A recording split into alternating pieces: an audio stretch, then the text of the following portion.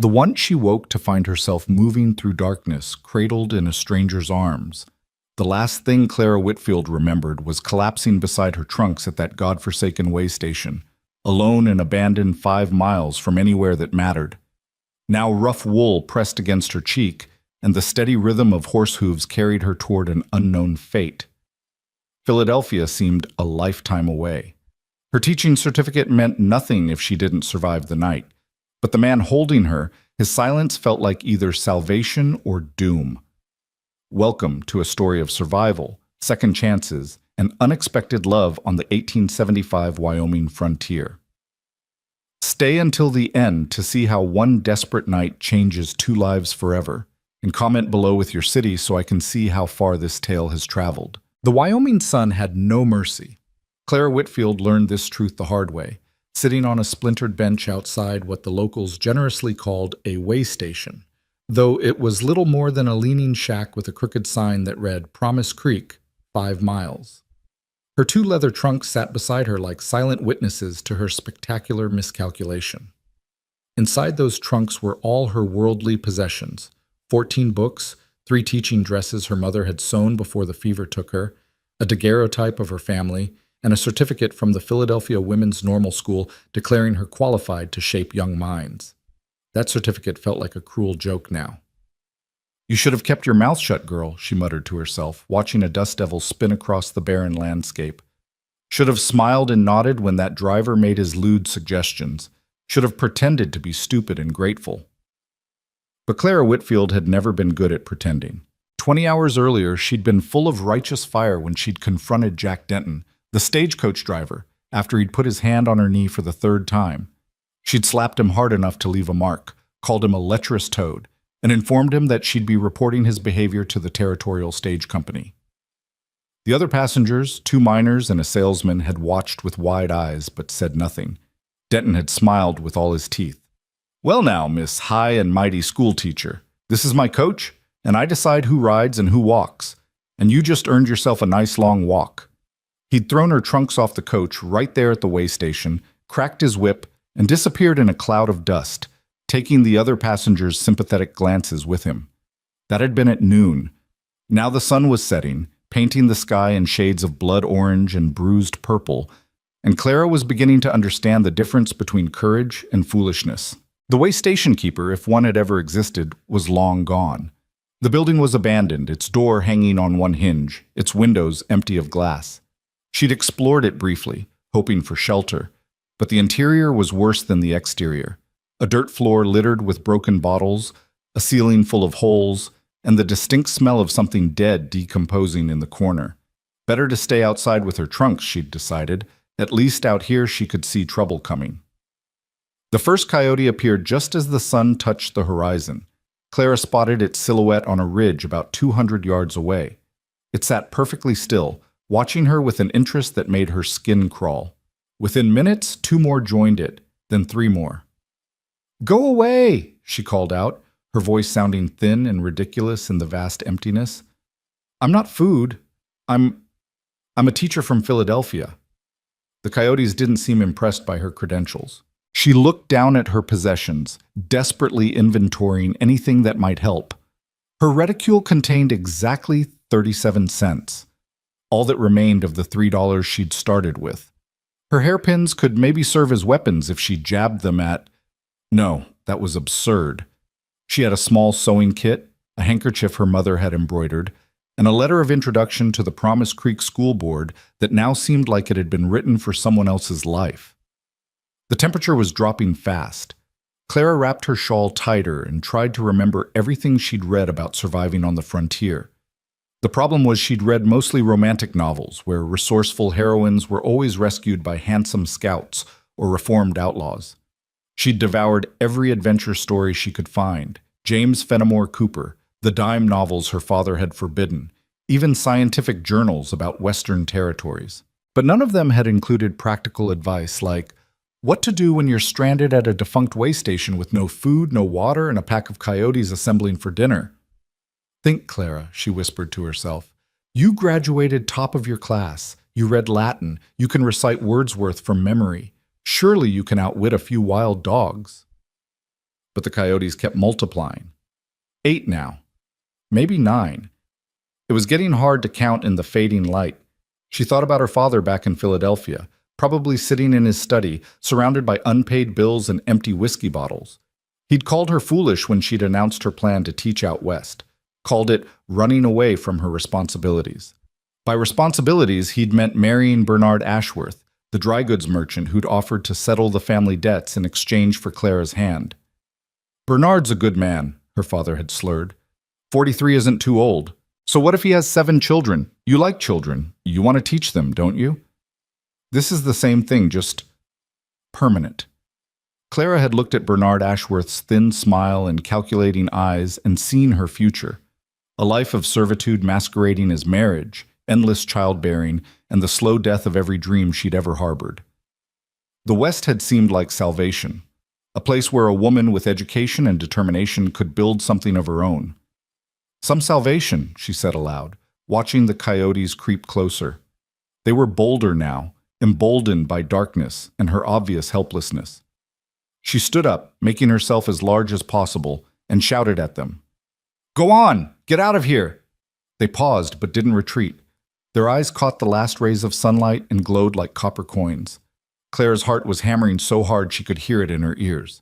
She grabbed the largest piece of wood she could find, a broken slat from the way station fence, and brandished it like a club. It was ridiculous, and she knew it. If they rushed her all at once, she'd last maybe 30 seconds. The first stars were appearing overhead. The same stars, she thought distantly, that shone over Philadelphia.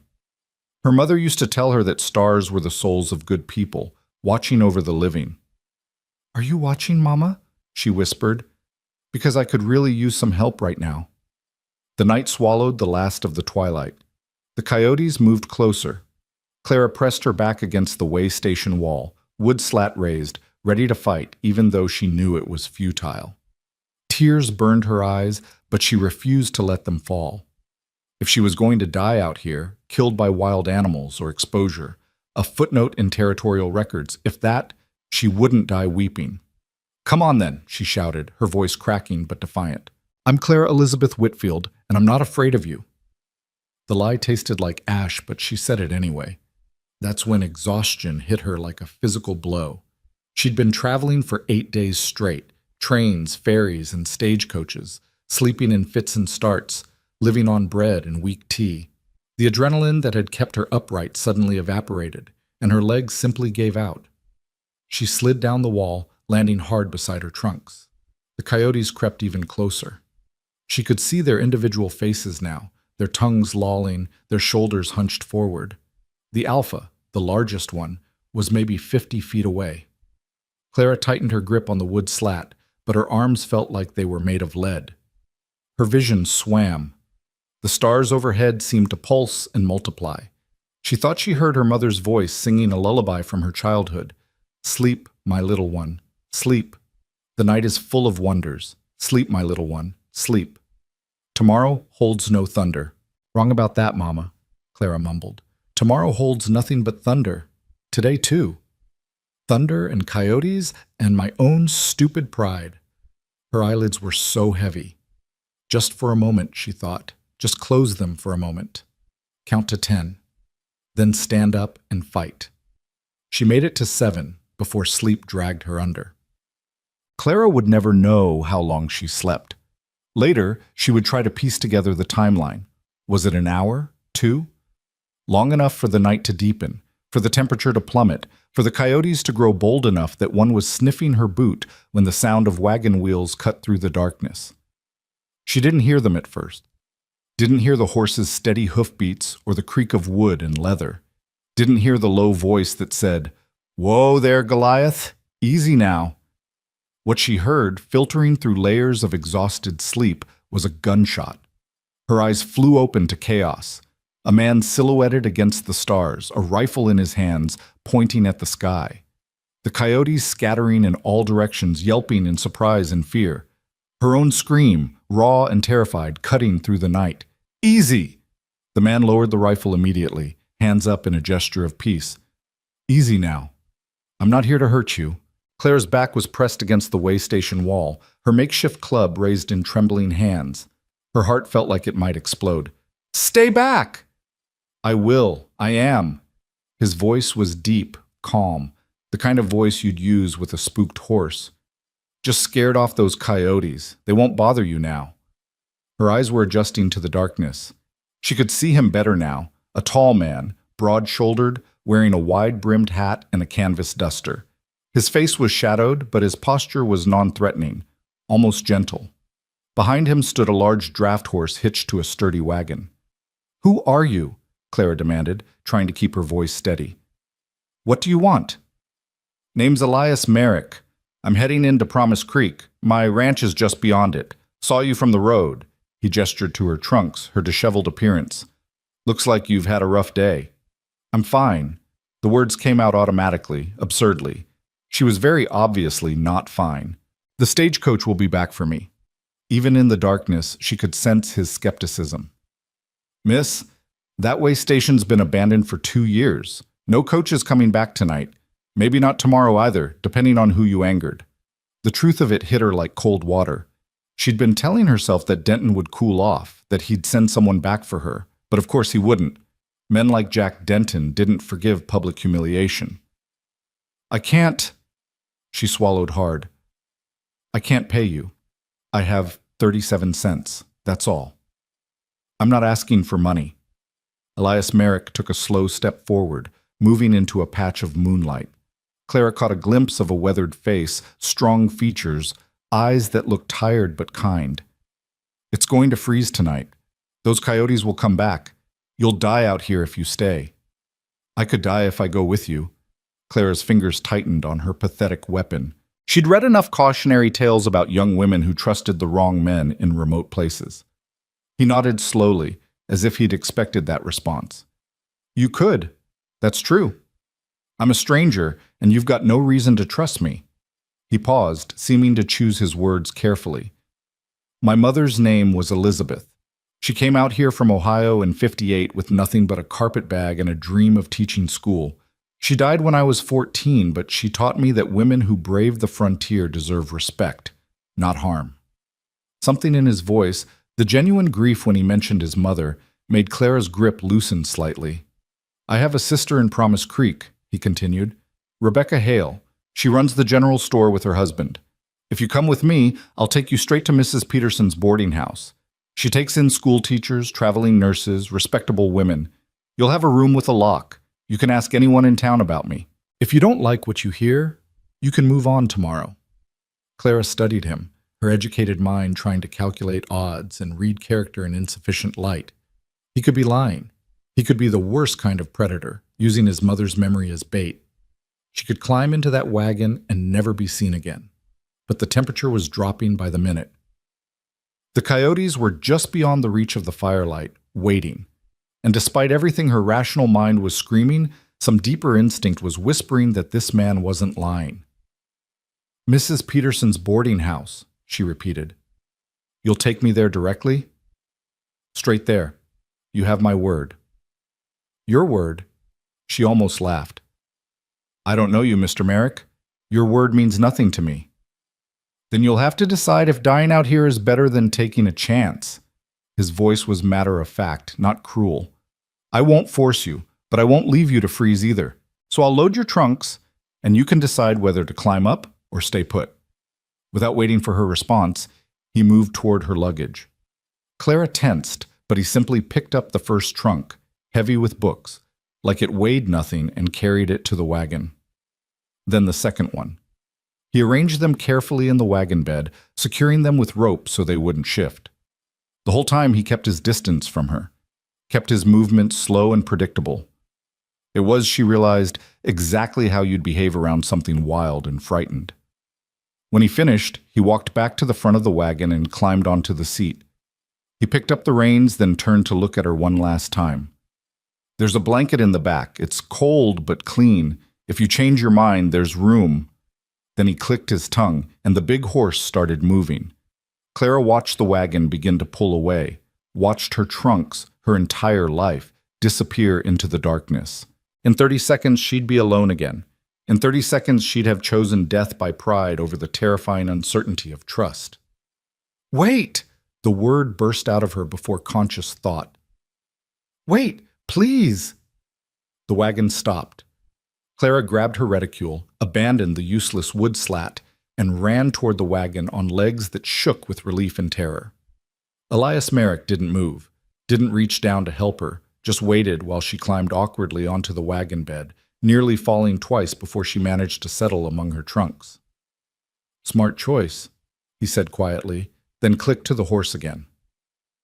As the way station disappeared behind them, Clara pulled the promised blanket around her shoulders.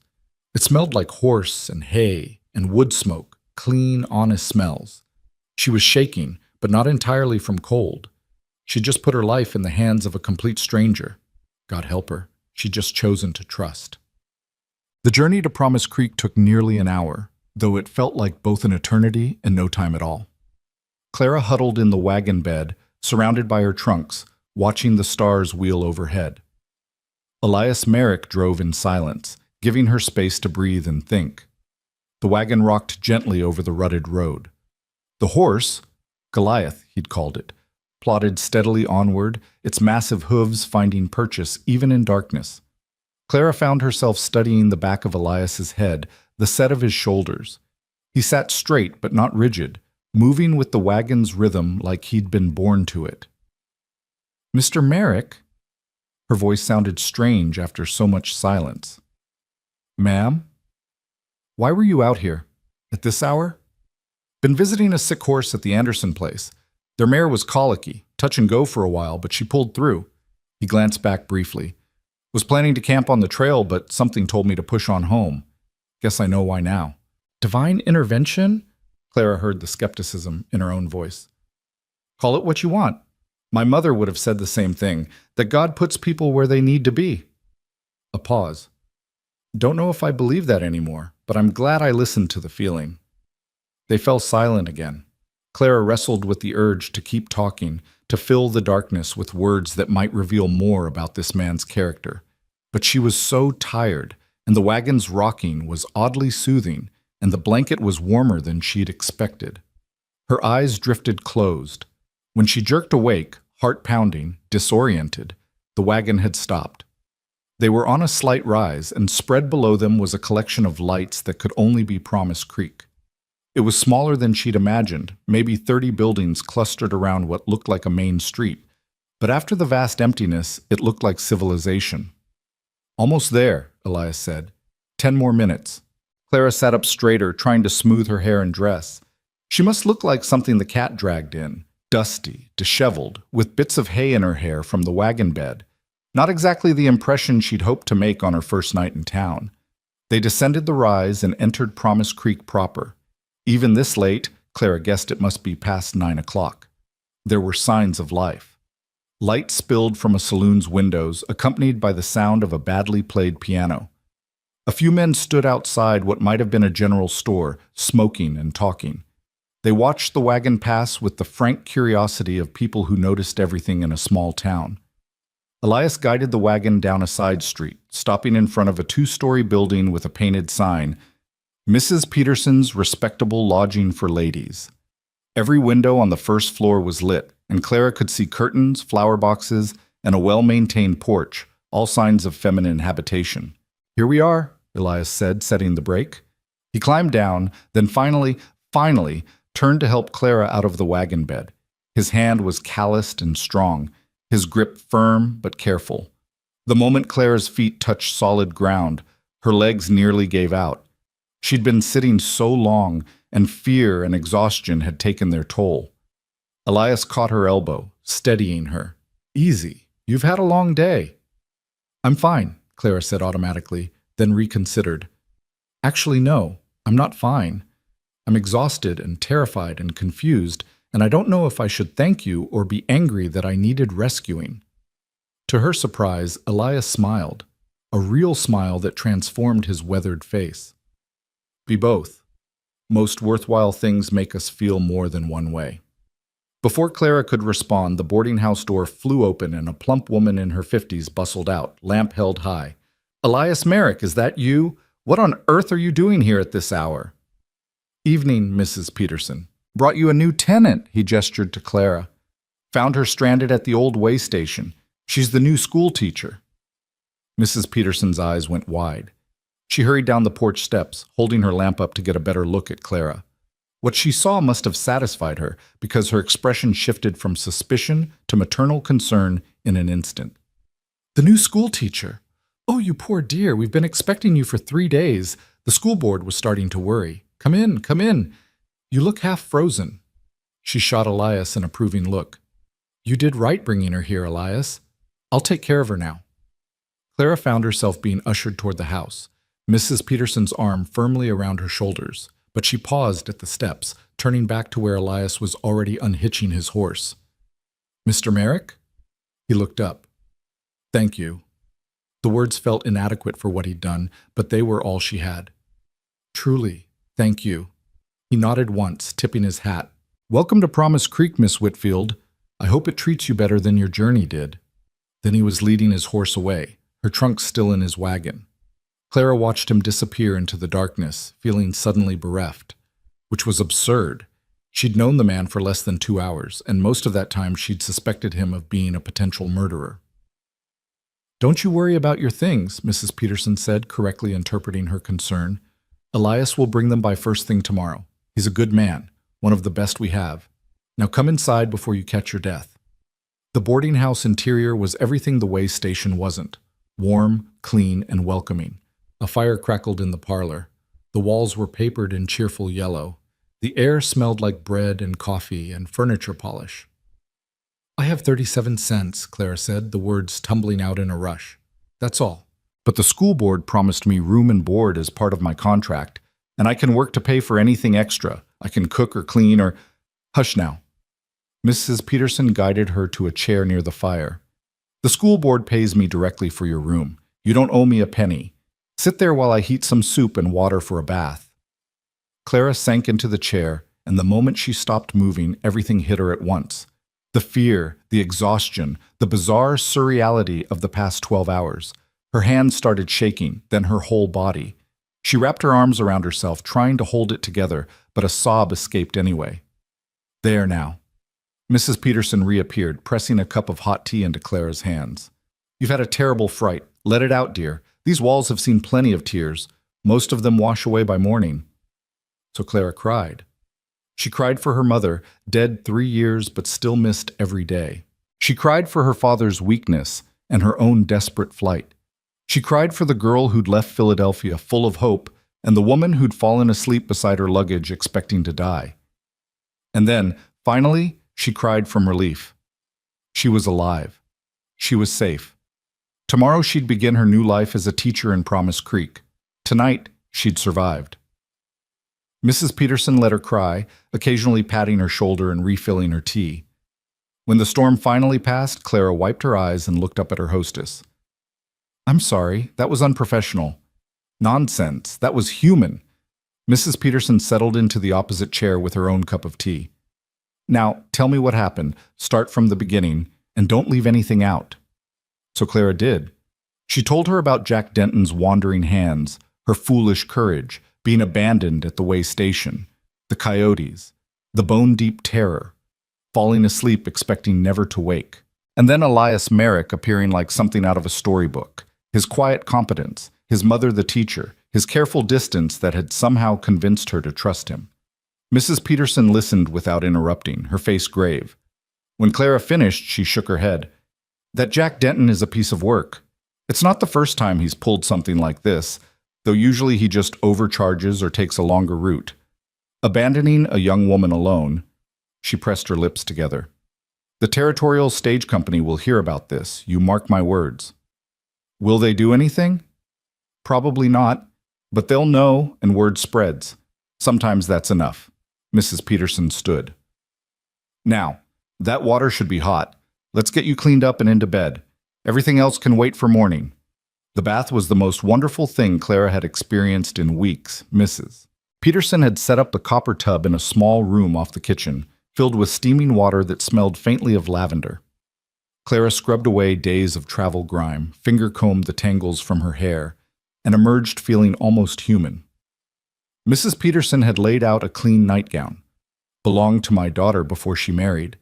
and led Clara upstairs to a small room at the end of the hall. It was simple but charming. A narrow bed with a patchwork quilt, a small desk under the window, a wardrobe, and a washstand.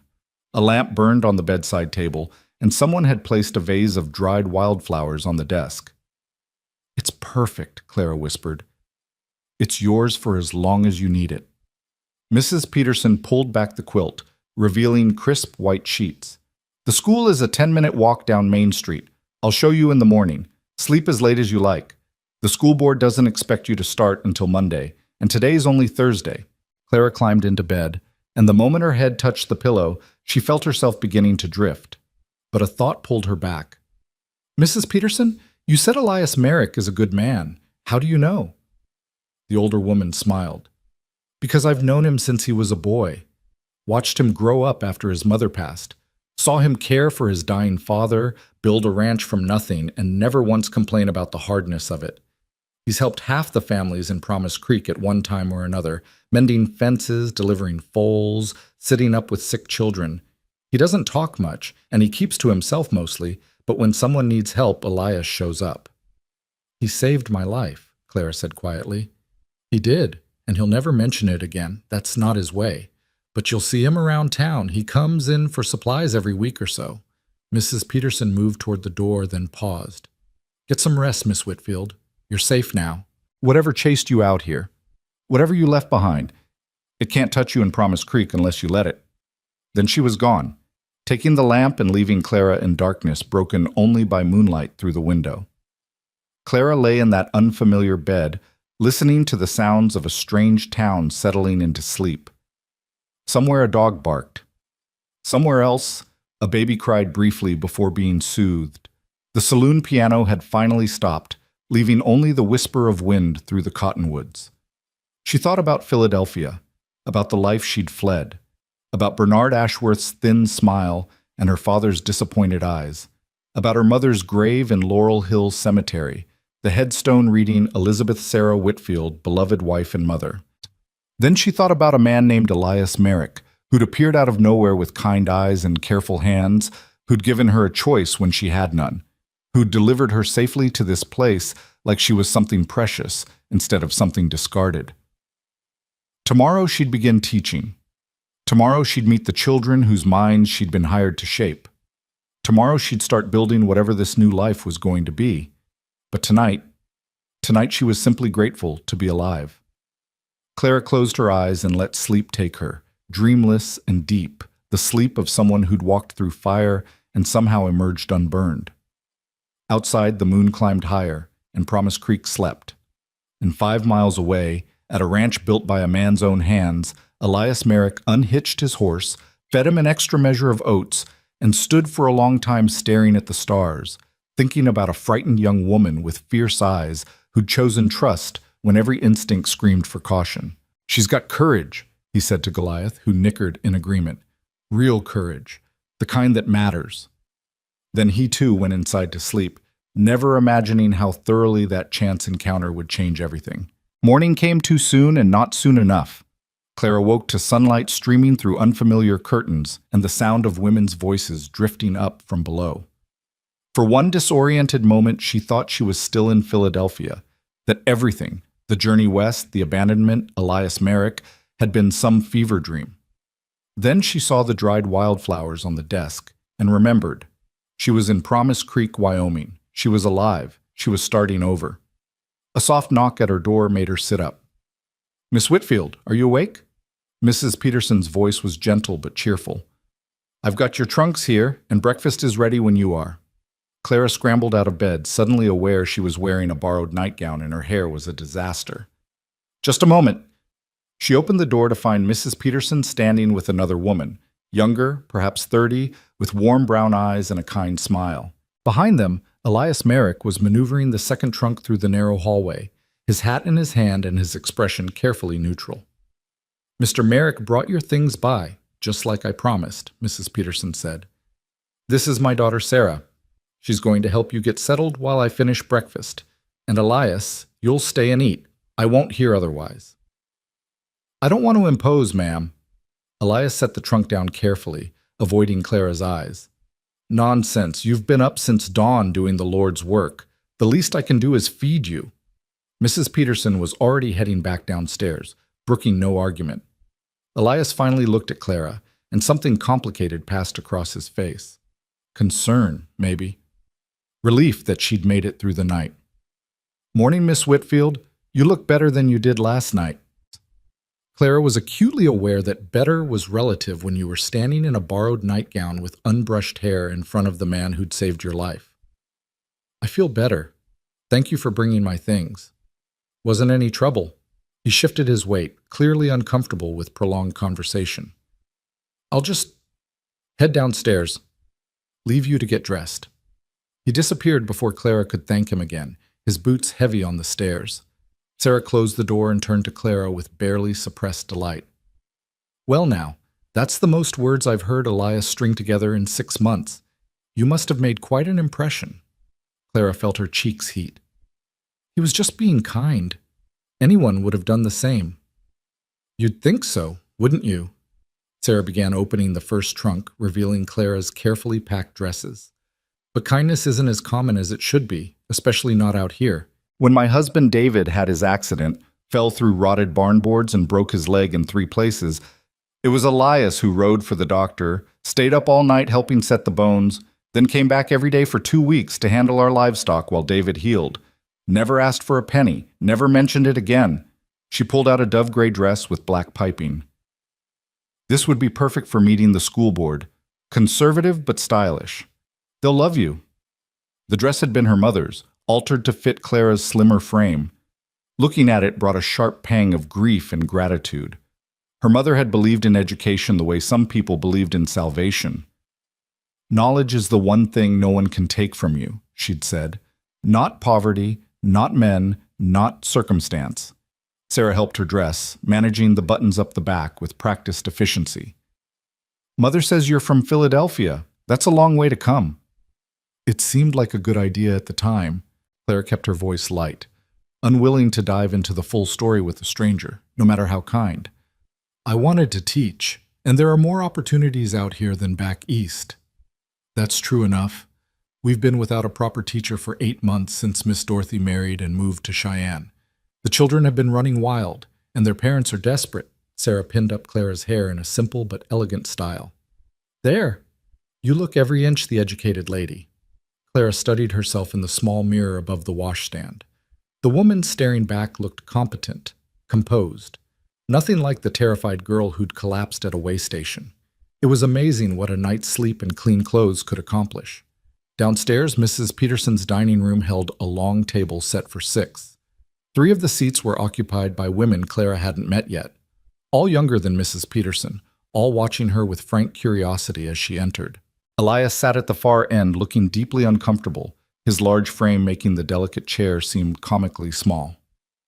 "Ladies, this is Miss Clara Whitfield, our new teacher," Mrs. Peterson announced, setting down a platter of eggs and bacon. "Clara, this is Miss Annie Davis. She works at the general store. Mrs. Martha Green, who does alterations and dressmaking, and Mrs. Helen Winters, our postmistress." A chorus of greetings followed, warm but assessing. Clara understood immediately that she was being evaluated, weighed, measured against whatever expectations small-town Wyoming held for teachers. She smiled and took the empty seat, which happened to be directly across from Elias. "Miss Whitfield had quite an adventure getting here," Mrs. Peterson continued, passing around biscuits. "That Jack Denton abandoned her at the old way station for defending herself against his inappropriate advances." The reaction was immediate and vocal. Annie Davis, a sharp-featured blonde, gasped. Martha Green, plump and maternal, looked genuinely distressed. Helen Winters, gray-haired and severe, pursed her lips in disapproval. "That man is a menace," Helen declared. "This isn't the first time either. Last year he charged the widow Morrison double the fare and left her luggage in Laramie. But the territorial company won't do anything because he's got a contract." "Someone should shoot him," Annie said matter-of-factly, reaching for the butter. "Just saying what we're all thinking." "Annie!" Martha looked scandalized. "Well, it's true. Men like that don't learn unless there are consequences." Annie turned her sharp gaze on Clara. "Good for you standing up to him. Most women don't." Clara picked at her eggs, appetite suddenly gone. I'm not sure it was worth nearly dying over. But you didn't die. This from Elias, who'd been silent until now. Everyone turned to look at him. You stood up for yourself. And then when help came, you were smart enough to take it. That's worth something. The approval in his voice made something warm bloom in Clara's chest. She met his eyes across the table and saw understanding there. Not pity, not condescension, just recognition of one survivor to another. Mrs. Peterson cleared her throat meaningfully. Elias, when you're done eating, would you mind walking Miss Whitfield to the schoolhouse? She should see it before Monday, and you're headed that direction anyway. Elias's ears turned slightly red, but he nodded. Be happy to. The rest of breakfast passed in a blur of questions about Philadelphia, teaching methods, and whether Clara could play piano, a little, or organize a Christmas pageant. I'll certainly try. By the time the meal ended, Clara felt like she'd been interviewed by a benevolent firing squad. These women were clearly the social gatekeepers of Promise Creek, and she'd just passed some invisible test. As the others dispersed to their various duties, Clara retrieved her shawl from upstairs. When she came back down, Elias was waiting on the porch, hat in hand, looking out at the street with that same quiet watchfulness she'd noticed the night before. You don't have to do this, Clara said, joining him. I'm perfectly capable of finding the schoolhouse myself. I know you are. Mrs. Peterson asked me to walk with you, and I don't say no to Mrs. Peterson. A hint of a smile. Nobody does. She's scarier than a grizzly when crossed. They started down the porch steps together. Promise Creek looked entirely different in daylight, smaller and scruffier than Clara's late-night impression, but also more real. The buildings were mostly wood, weathered by wind and sun.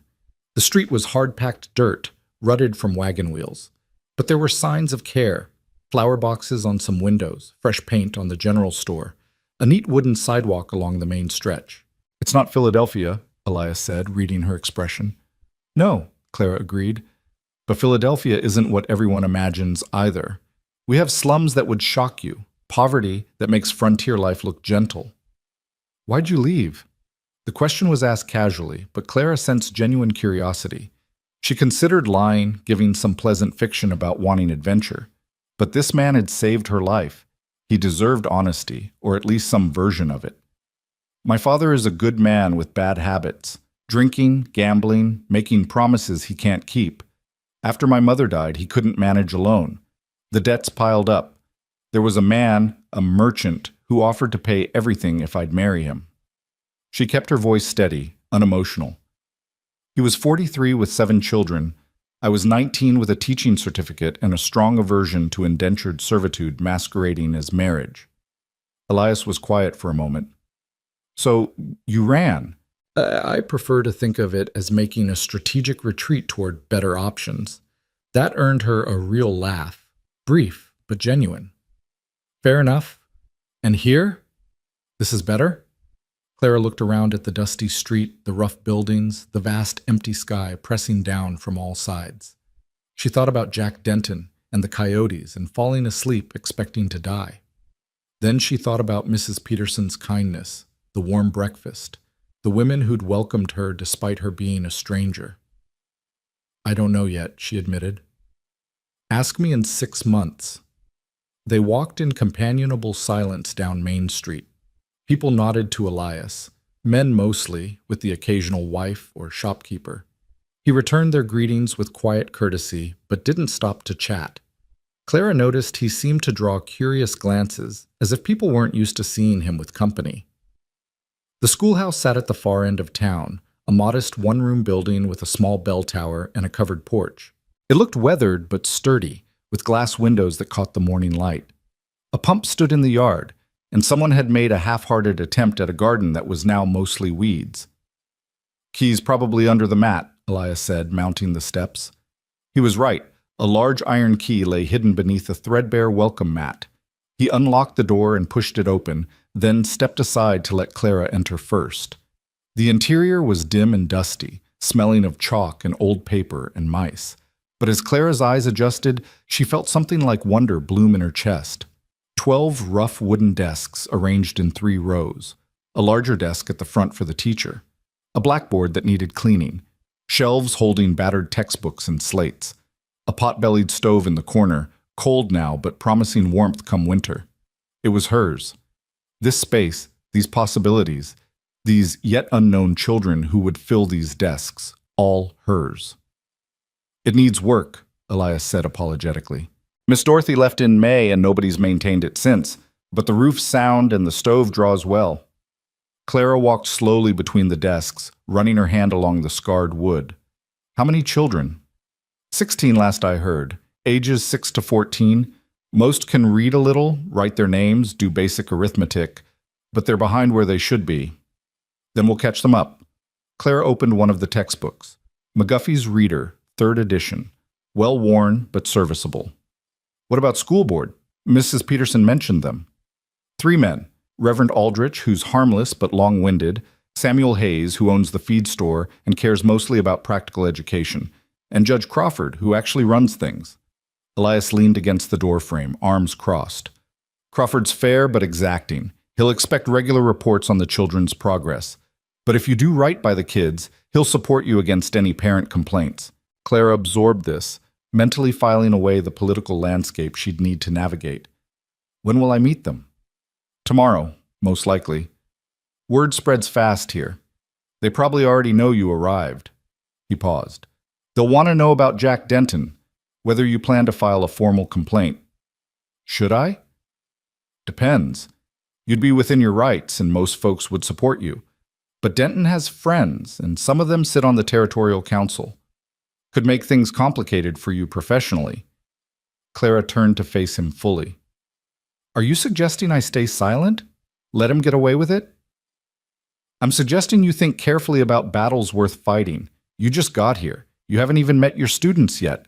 Starting off with a public controversy might not be the best introduction. Elias held up a hand before she could interrupt. I'm not saying he doesn't deserve consequences. I'm saying maybe you establish yourself first.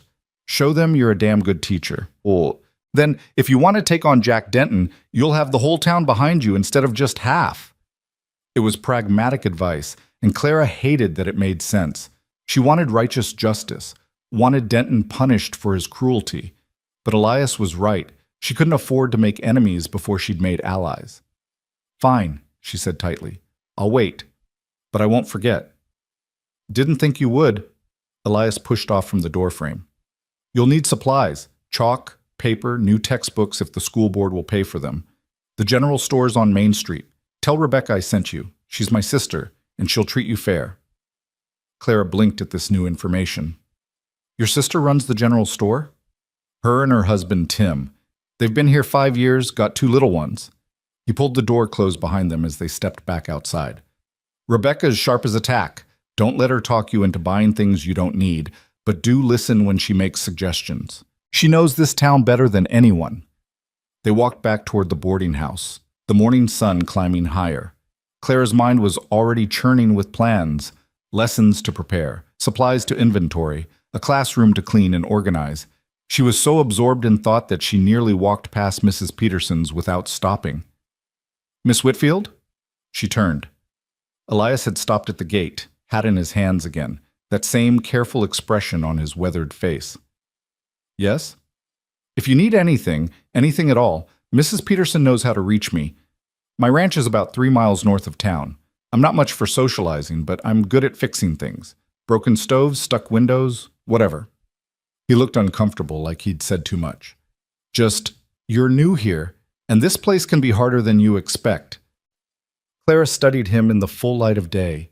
This man who'd materialized from darkness to save her, who'd been nothing but respectful and kind, who was now offering continued help with no expectation of payment or favor. He couldn't be more than 35, she thought, but he had the bearing of someone who'd lived harder than his years suggested.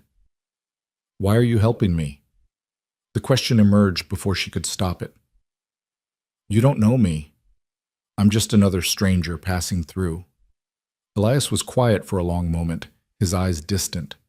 When he finally spoke, his voice was soft. My mother came out here alone, young, educated, full of hope.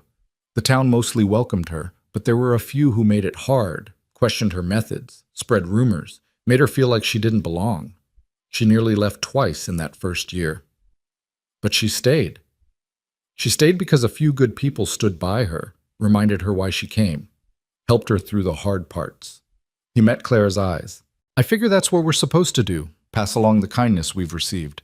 And you remind me of her, same fire, same stubbornness, same determination to make something of yourself no matter what it costs.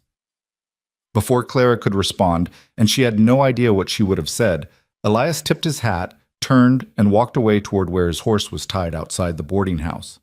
She watched him mount up, watched him ride down Main Street with that same easy competence he brought to everything, watched him disappear around a corner.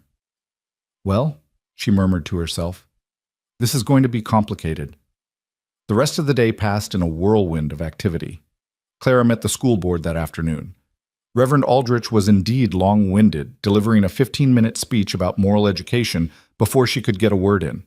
Samuel Hayes was brusque and practical, wanting assurance she could teach basic math and writing. Judge Crawford, a silver-haired man with sharp eyes, asked pointed questions about her training, her philosophy, and her expectations. Miss Whitfield, he said finally, leaning back in his chair, you're young. You're inexperienced in frontier teaching. You're a woman alone in a rough territory. Some would say you're ill-equipped for this position. Clara lifted her chin. Some would be wrong, Your Honor. I graduated top of my class from one of the finest normal schools in Philadelphia. I've studied pedagogy, child development, and curriculum design. What I lack in frontier experience, I make up for in dedication and adaptability. Give me 3 months. If the children aren't showing clear improvement, you can replace me. Crawford's stern expression cracked into something that might have been approval. 3 months. Agreed. You start Monday at 8 o'clock sharp. Your salary is $35 a month, paid directly to Mrs. Peterson for your room and board, with $10 to you for personal expenses. We'll provide basic supplies. Anything beyond that you'll need to justify to the board. Questions? Just one. What happened to Miss Dorothy, the previous teacher? The three men exchanged glances.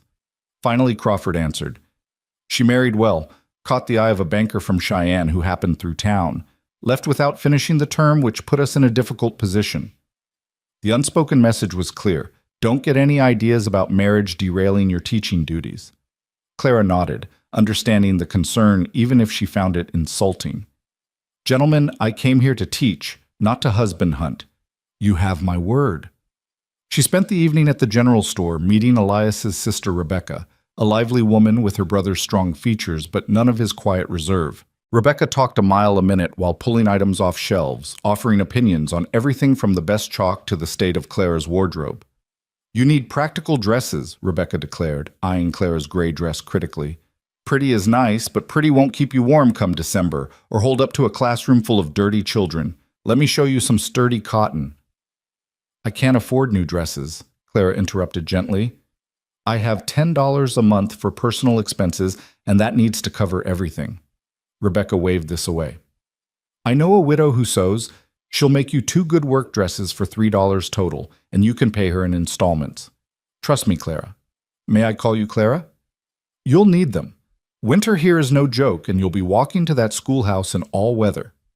By the time Clara left with her arms full of chalk, slates, paper, and 2 textbooks on arithmetic, she'd been thoroughly adopted by Rebecca Hale. You come to Sunday dinner, Rebecca insisted. I want you to meet Tim and the children properly. And if my brother happens to drop by, which he does most Sundays, well, that's just coincidence. The knowing look in Rebecca's eyes made Clara's cheeks warm. Your brother was just being kind.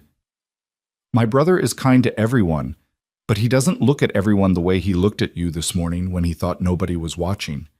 Rebecca squeezed Clara's hand. Don't read too much into it yet. Elias has been alone a long time. But don't dismiss it either. Good men are rare, and that one's the best I know. Walking back to Mrs. Peterson's in the fading light, Clara's mind whirled with everything that had happened in just over 24 hours. She'd gone from abandoned and terrified to employed and welcomed. She had a position, a place to live, and the beginnings of friendships forming around her. It felt almost too good to be true, like she'd stepped into one of those novels where plucky heroines found happiness against all odds. But this wasn't a novel. This was real life, with real challenges ahead. 16 children who needed teaching, A town that would be watching her every move. Winters that could kill. Isolation that could drive a person mad. And somewhere, 3 days' travel behind her, a father drowning in debt and a merchant who'd expected her to save him from it. One day at a time, she whispered to herself, the same thing her mother used to say when life got overwhelming. One day at a time, and trust the rest will work itself out. That night at supper, Clara met more of Mrs. Peterson's boarders.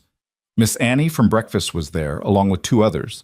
Miss Sophie Chen, a young Chinese woman who worked as a seamstress, and Mrs. Violet Nash, a war widow who ran Promise Creek's tiny library out of her front parlor. The conversation flowed easily, touching on everything from town gossip to political happenings to a debate about whether Wyoming would ever achieve statehood. Clara mostly listened, absorbing information and personalities, learning the social map she'd need to navigate. "So Clara," Violet said during a lull, "I heard you arrived under dramatic circumstances. Jack Denton's behavior is inexcusable, but Elias Merrick's rescue is already becoming legend.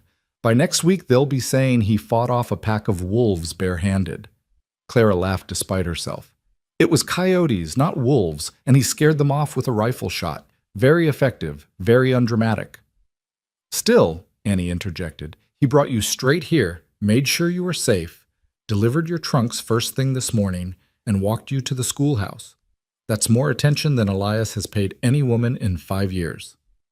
5 years? Clara couldn't help asking.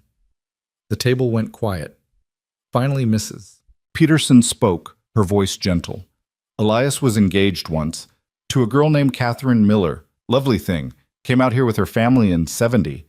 They were planning a spring wedding. Then Catherine caught pneumonia that winter. She was dead within a week." Clara's chest tightened with sympathy. "How awful." "He took it hard," Violet continued. "Blamed himself for bringing her out here, away from proper doctors and hospitals. Threw himself into building his ranch, working from dawn to dark, never courting again. He's been alone ever since. Well, alone except for his work and helping others when needed." "Ladies," Mrs. Peterson said firmly, "let's not matchmake before Clara's even taught her first class. The girl has enough on her plate without you marrying her off to the first kind man she meets."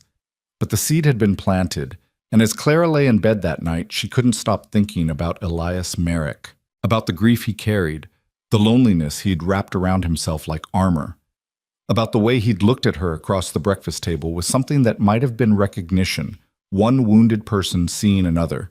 She thought about his hands, strong and careful, steadying her when she'd nearly fallen.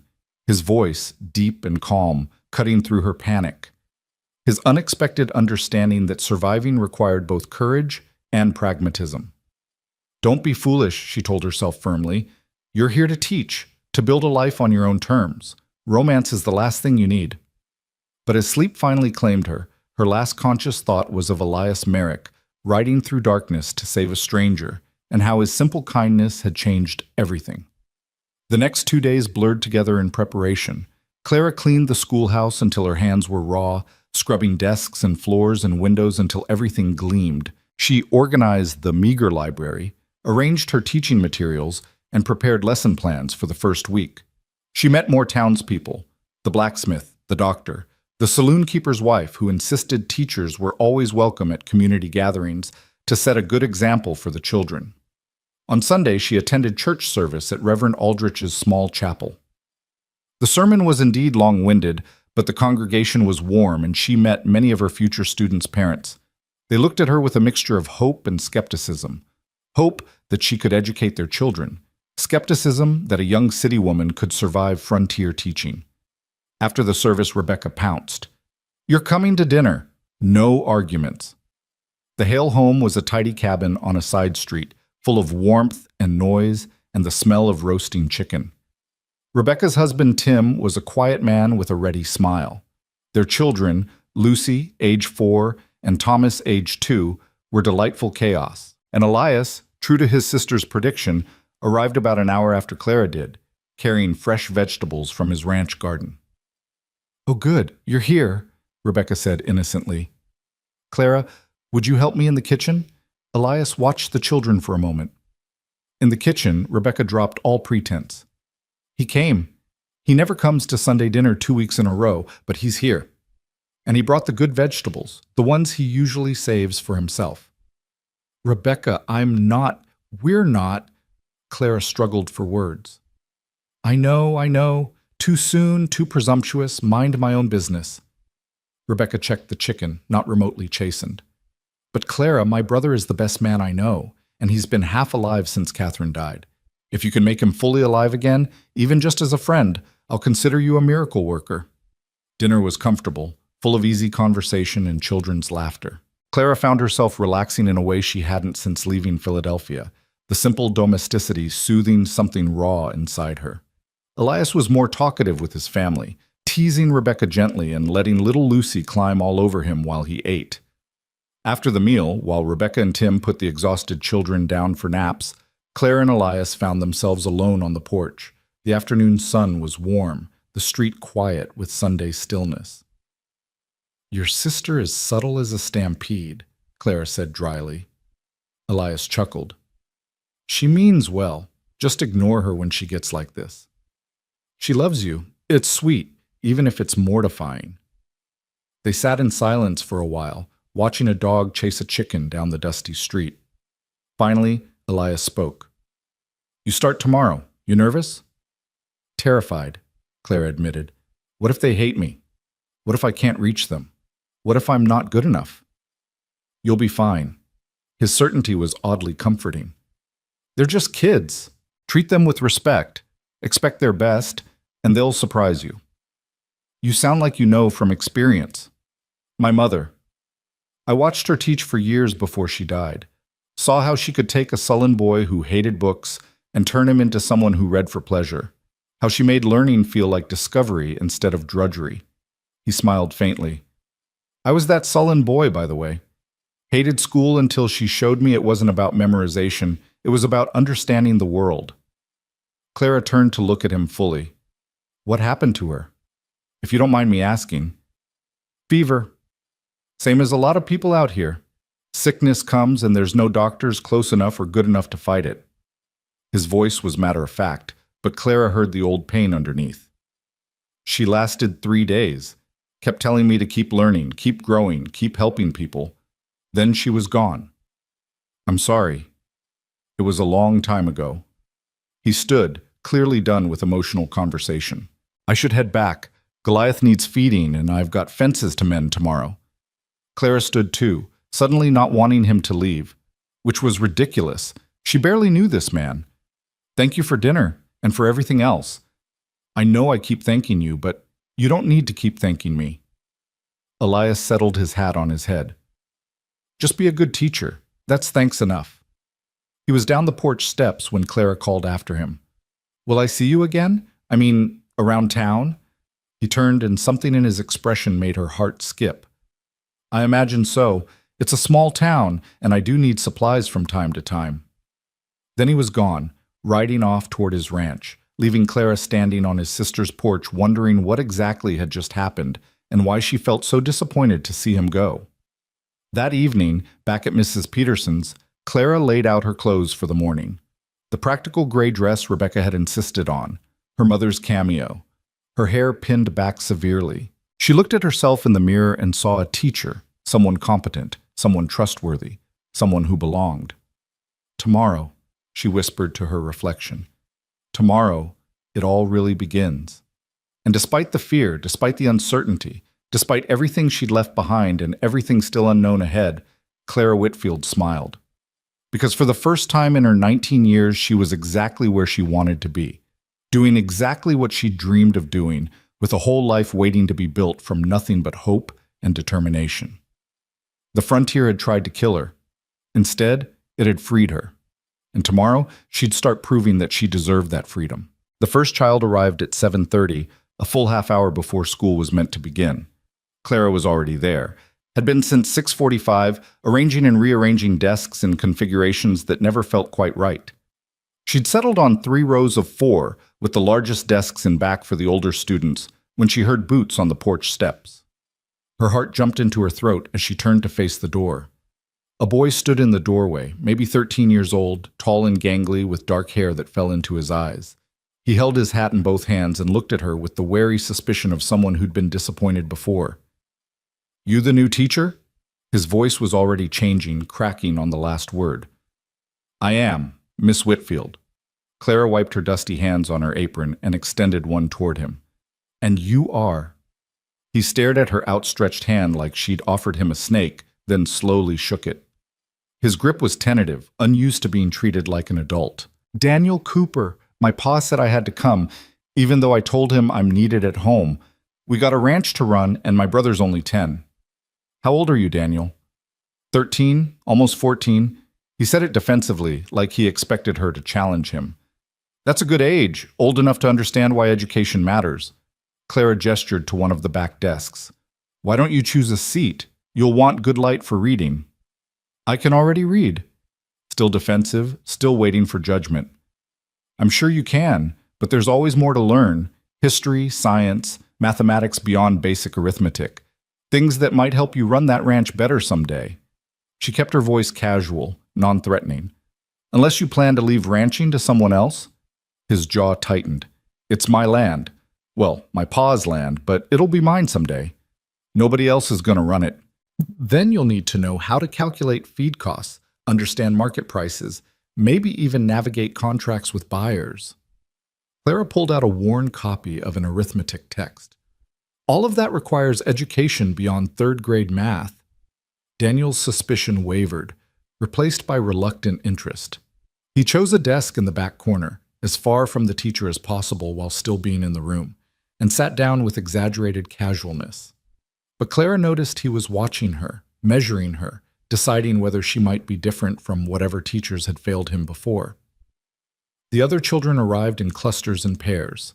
3 sisters named Emma, Grace, and little Molly Hayes, daughters of the feed store owner, came with their lunch pails swinging. 2 boys who looked like twins, she'd learn later they were cousins, both named James, called Big James and Little James to distinguish them, tumbled through the door mid-argument about something involving a frog. A shy girl with enormous brown eyes introduced herself in a whisper as Sarah Thompson and immediately hid behind her older brother Robert. By 8 o'clock, 14 children ranging from 6 to 14 sat at the desks, watching Clara with expressions that varied from eager to bored to openly hostile. 2 seats remained empty. Good morning, Clara said, standing at the front of the classroom. Her voice came out steadier than she felt. My name is Miss Clara Whitfield. I've come from Philadelphia to teach you, and I'm very glad to be here. Why? The question came from a red-haired girl in the middle row, maybe 11 years old, with sharp eyes and sharper elbows. Nobody comes to Promise Creek unless they're running from something. The room went silent. Clara felt 14 pairs of eyes watching to see how she'd respond to this challenge. She could deflect, could assert her authority, and shut down the question. Instead, she told the truth. You're right. I am running from something. From a life I didn't choose. My mother died and my father wanted me to marry a man I couldn't respect. So I used my teaching certificate to come west, where a woman can make her own choices. She met the red-haired girl's gaze squarely. What's your name? Margaret. Maggie. The girl blinked, clearly not expecting honesty. Well, Maggie, you're also right that everyone comes here running from something. The question is whether we're running towards something better or just running scared. I'm choosing to believe it's the first one. What about you? Maggie considered this, then nodded slowly. My family came because the farm in Ohio failed. Pa says Wyoming's got opportunity if you're tough enough. Then let's be tough enough. Clara picked up a piece of chalk. Now, I need to understand where you all are in your studies. We're going to start with reading. I'm going to write a passage on the board, and I want each of you to copy it onto your slates. Then we'll go around the room and everyone will read one sentence aloud. No judgments, no laughing, we're all here to learn. She wrote out a paragraph from Aesop's Fables, something simple but not condescending. As the children bent over their slates, tongues poking out in concentration, Clara walked between the rows. She noted who copied quickly and confidently, who struggled with spelling, who couldn't seem to grip the chalk properly because their hands were more used to farm tools than writing implements. The door creaked open. A woman entered, dragging 2 reluctant children, a boy about 8 and a girl about 6, both with white blonde hair and matching mulish expressions. The woman herself looked exhausted, too thin, with the worn appearance of someone who'd worked hard for every breath. Sorry we're late, miss. I'm Nancy Miller. These are my two, Joseph and Ruth. They don't want to come, but I told them they're coming anyway. She said this loudly, clearly for her children's benefit. Their pa says school's a waste, but I say reading and writing matter even if you're just farming. Mrs. Miller, thank you for bringing them, Clara addressed the children directly. Joseph, Ruth, please find seats. We're just starting, so you haven't missed anything important. The children slouched to the only remaining desks, radiating resentment. Their mother left with a harried wave, and Clara made a mental note to ask Mrs. Peterson about the Miller family later. The morning progressed in fits and starts. The reading assessment revealed a wider range of abilities than Clara had hoped. Little Molly Hayes, only 6, could barely recognize letters, while Daniel Cooper in the back read at nearly an adult level but pretended not to.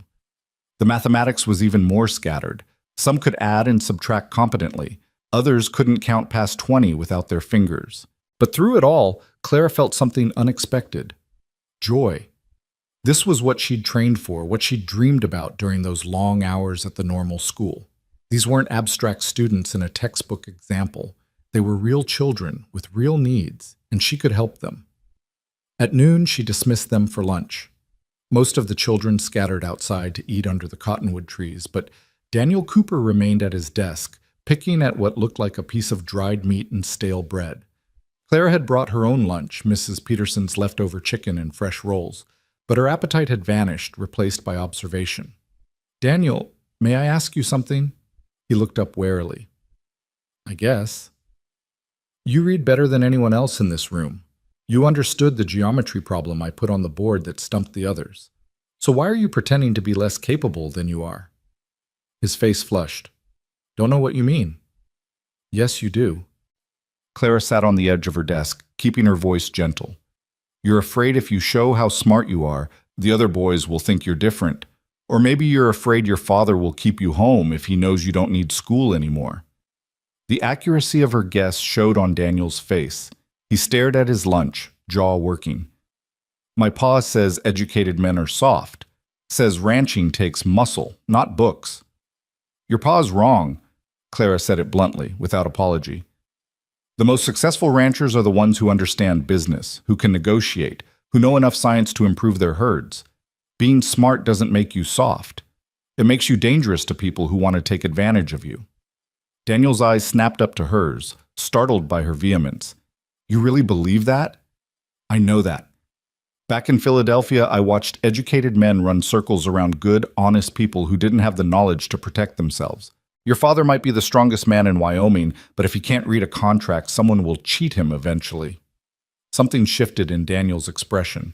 The defensive walls came down just slightly.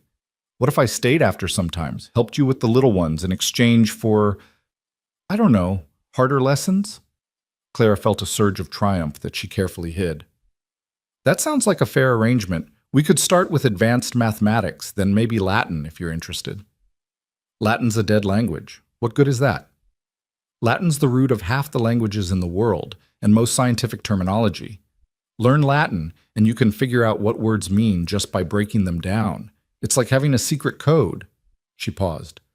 But if you'd rather stick with mathematics, that's fine too. No, Daniel shifted uncomfortably. Latin sounds interesting, I guess. The afternoon session focused on history and writing. Clara told them about the Revolutionary War, not as dry facts, but as stories. Ordinary people facing impossible odds, making choices that changed everything.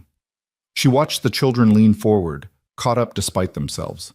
Even Joseph Miller, who'd scowled all morning, looked interested when she described the winter at Valley Forge. Why'd they stay? Little James asked. If it was so bad, why didn't they just go home? Because some things matter more than comfort.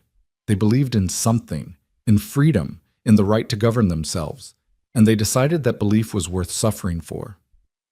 Clara looked around the room. Every one of you comes from people who made that same choice.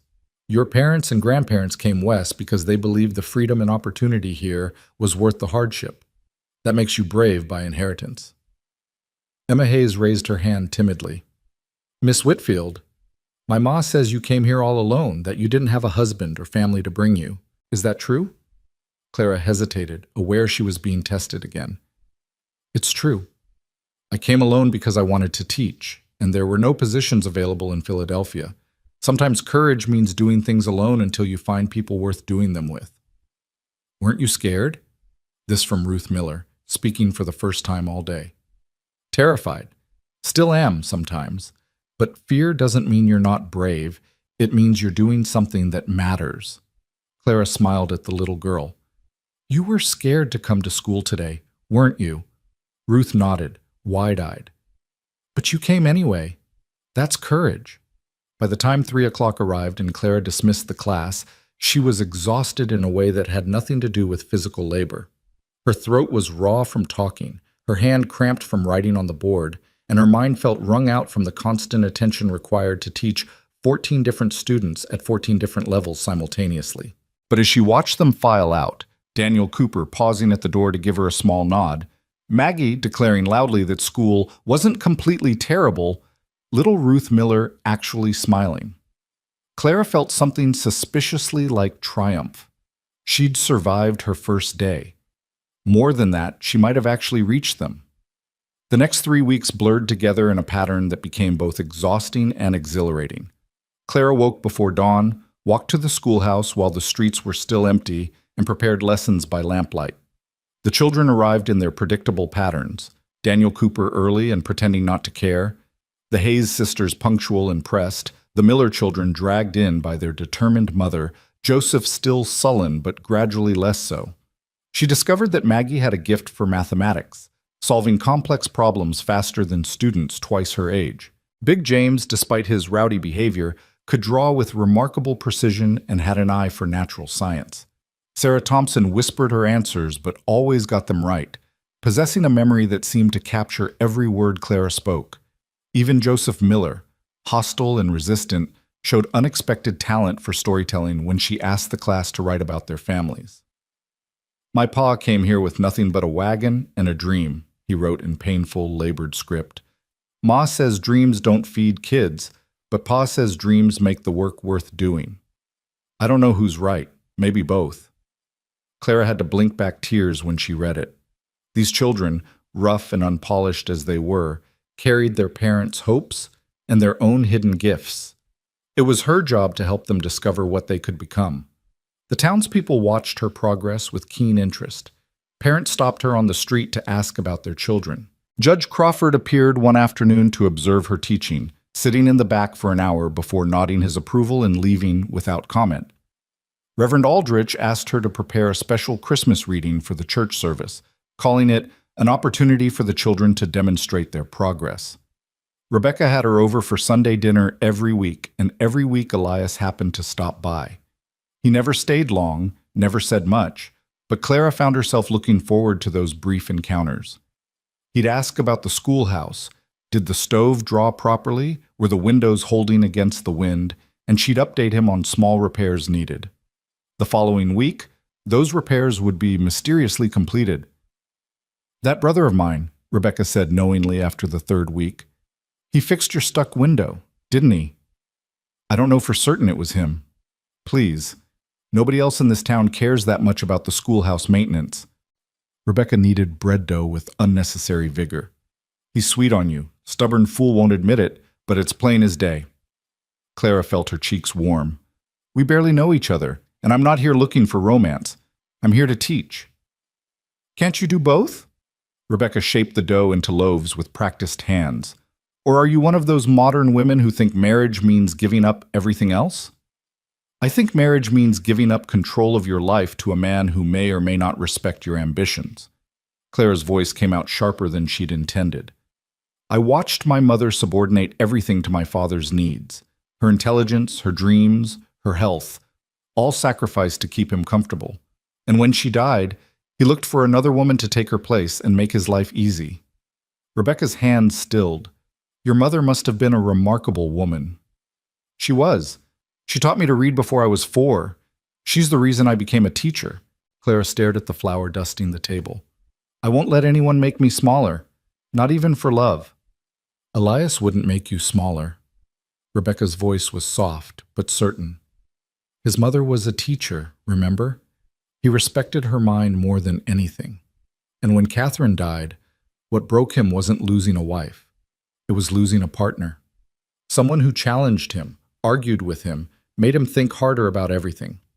Clara looked up at Rebecca, seeing the earnestness in her face. I'm not trying to replace Catherine. Nobody could. But Clara, being alone isn't the same as being free.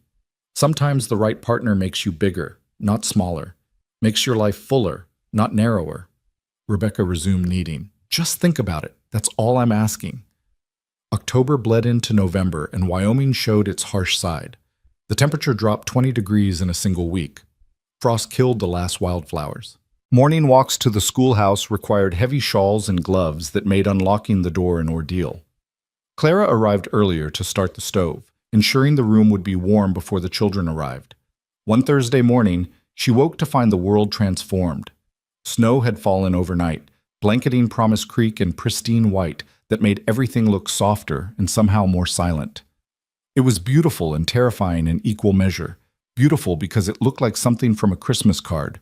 Terrifying because she suddenly understood how isolated they really were. The walk to school was treacherous. Clara slipped twice on ice hidden beneath the snow, catching herself at the last moment. The schoolhouse loomed out of the whiteness like a refuge, and she fumbled with cold, numbed fingers to unlock the door. Inside was barely warmer than outside. Her breath plumed in the frigid air. The stove sat cold and indifferent in the corner, mocking her city-bred incompetence with frontier necessities. She'd learned to light it over the past weeks, but this morning her hands were too cold to strike the matches effectively. She broke 3 before getting one lit, and the kindling she'd prepared yesterday had somehow gotten damp. Come on, she muttered through chattering teeth. Please, please light. The door opened behind her, letting in a blast of Arctic air along with a snow-covered figure. Clara spun around, heart hammering, and recognized Elias Merrick shaking snow from his hat. Saw your tracks, he said without preamble. Figured you might need help with the stove in this cold. I can manage, Clara said automatically, even as her 4th match broke between frozen fingers. Elias didn't argue, just moved past her to the stove. Within 2 minutes, he had a fire going, the dry wood he'd apparently brought with him catching quickly and spreading warmth. He fed it carefully, adjusting the damper, making it look effortless in a way that made Clara feel both grateful and inadequate. You'll want to bank it before you leave tonight, he said, still focused on the fire. Keep coals alive so it's easier to light tomorrow morning. I can show you how. Why are you here, Elias? The question came out more blunt than she'd intended. It's barely 7 in the morning. You have your own ranch to run. He finally turned to look at her, his face ruddy from cold and backlit by growing firelight. Because it's your first real snow, and I remember my mother struggling with the stove her first winter. She had a husband to help her. You don't. The simple statement hung between them, stripped of any romantic implication, just practical truth. Clara was alone in ways that his mother hadn't been, and winter on the frontier was not the time for pride. Thank you, she said quietly. Truly. I was about to panic. No, you weren't. You'd have figured it out eventually. He stood, brushing soot from his hands. But this saves time, and your students will be here soon. Some of them walk 3 miles in this weather. As if summoned by his words, children began arriving, red-cheeked and snow-covered, tracking white footprints across the classroom floor. They clustered around the stove, soaking up warmth, and Daniel Cooper noticed Elias first. Mr. Merrick? What are you doing here? Making sure your teacher didn't freeze before you showed up. Elias headed for the door, clearly uncomfortable with attention. You kids listen to Miss Whitfield. She's smarter than all of you combined. He was gone before Clara could thank him again, leaving only melting snow and lingering warmth from the now roaring stove. Maggie materialized at Clara's elbow, eyes sharp with interest. Is Mr. Merrick courting you? What? No, he was just being kind. That's what courting looks like out here, Maggie said matter-of-factly. My pa courted my ma by fixing her wagon wheel and bringing fresh meat. Said romance was nice, but usefulness was better. Several of the other children giggled, and Clara felt her face flush. Mr. Merrick is a helpful neighbor, nothing more. Now, everyone to your seats. We have lessons to begin. But throughout the day, she found her mind wandering back to Elias standing in her doorway, snow-covered and matter-of-fact, helping without being asked because he'd anticipated need before it became crisis. It was harder to dismiss than grand romantic gestures would have been, this quiet competence that expected nothing in return. That evening, Clara struggled to bank the fire as Elias had described. She thought she'd gotten it right, but the next morning the stove was cold again, and she had to start from scratch. The following evening, she tried a different technique. Still wrong. On the third day, as she was leaving the schoolhouse, Elias was waiting on the porch. "I'm not doing it right," Clara said before he could speak. "The banking. I've tried twice and failed twice." "Mind if I show you again? Slowly this time?" They stood together at the stove, Elias's hands covering hers as he demonstrated the exact angle for positioning the coals, the right amount of ash to smother but not extinguish the fire. Clara was acutely aware of his warmth, his steady breathing, the faint smell of horse and leather and open air that clung to him. "There," he said softly. "Feel how that's different from what you were doing?" "I think so." Her voice came out breathier than she'd intended. "Thank you for being patient. I must seem hopelessly incompetent at frontier life. You walked alone to a way station and survived a night with coyotes. You've taught 14 kids for a month despite having no experience with frontier schools. You're learning to bank a fire in November." He stepped back, releasing her hands. "Seems pretty competent to me." Clara turned to face him, and for a moment they just looked at each other in the dimming light. She saw things she hadn't noticed before. The fine lines around his eyes from squinting into sun and wind, the small scar on his jaw, the way his mouth softened when he forgot to guard his expression. "Elias, Clara, I should—" They both stopped. Both laughed awkwardly. Elias gestured for her to continue. "I was just going to say thank you. Again. I seem to say that a lot around you. And I was going to say I should let you get home before dark. Mrs. Peterson worries." But he didn't move toward the door. "How are you liking teaching? Really?" "It's harder than I imagined and more rewarding than I dreamed." Clara leaned against her desk, grateful for the honesty of the question. "Daniel Cooper stayed after yesterday to work on Latin. He's brilliant, Elias, truly gifted, but he's so afraid of being different that he hides it. His father's hard on him, expects him to be a rancher like 5 generations before him. There's no reason he can't be an educated rancher, or a rancher who becomes something else if he wants." Clara heard the passion creeping into her voice. "These children have so much potential, but everyone keeps telling them to think small, dream small, want small things." "Not everyone." Elias was watching her with an expression she couldn't quite read. "You're telling them different. Word gets around, parents talking about how you made Sarah Thompson speak up in class, how you convinced Joseph Miller that writing matters. You're changing things, Clara, not just teaching reading and arithmetic, changing how these kids see themselves." The approval in his voice made something warm bloom in Clara's chest. "I'm trying. Some days I'm not sure it's enough." "It's enough." He said it with such certainty that she almost believed him. "My mother used to say one good teacher could change the trajectory of a child's entire life. You're that teacher for these kids." They stood in silence for a moment, the weight of his words settling around them. Then Elias cleared his throat, breaking the spell. "I should go. But Clara, if you need anything this winter, anything at all, send word through Rebecca. Promise Creek gets cut off sometimes when the snow's bad. Don't be too proud to ask for help." "I won't." She walked him to the door.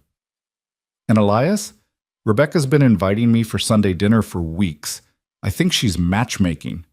He groaned. "She's subtle as a mule kick, my sister. You don't have to come if it makes you uncomfortable." "I didn't say it made me uncomfortable." Clara surprised herself with the words.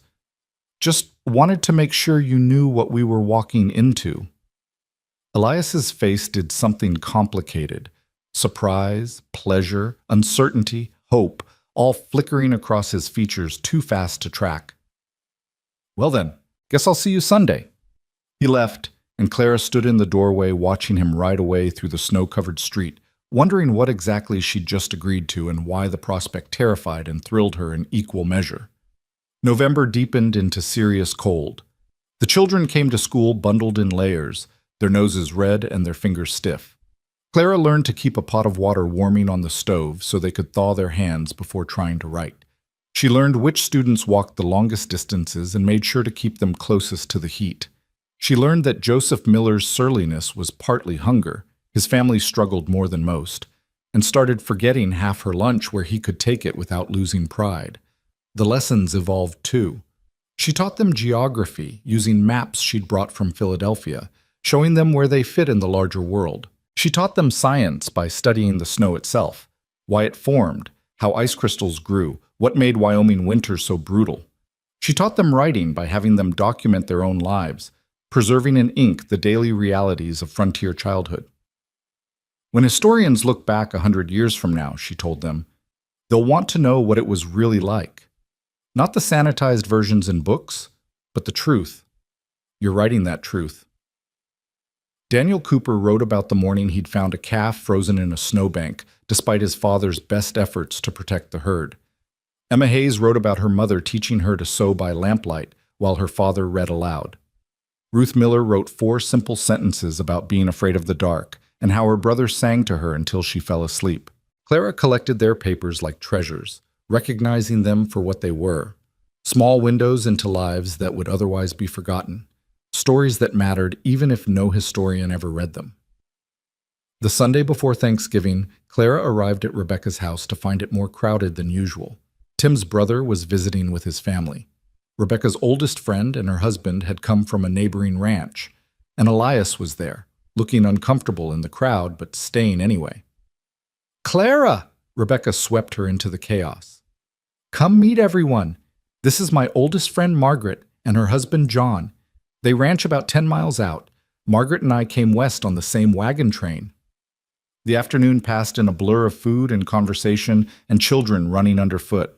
Clara found herself drawn into discussions about teaching methods, frontier politics, the prospect of Wyoming statehood. She held her own, arguing passionately about women's suffrage and educational funding, aware of Elias watching her from across the room with something that looked like admiration.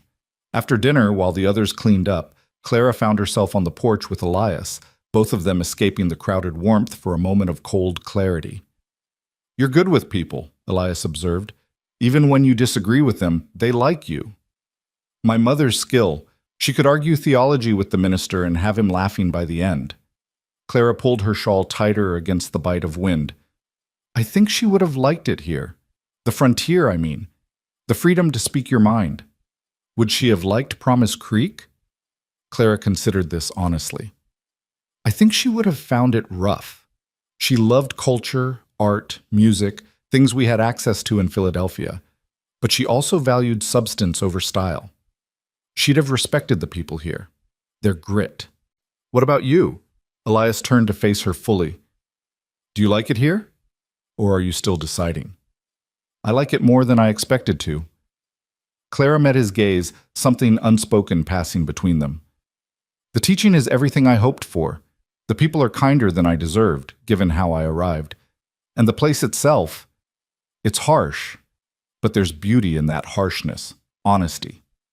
It gets harder before it gets easier. January, February, those are the brutal months. People go a little crazy from being shut in. Tempers run short." He paused. "I'm not trying to scare you. Just want you to know what's coming." "I appreciate that. But Elias, I'm not the girl who arrived here 2 months ago. I'm stronger now, more capable."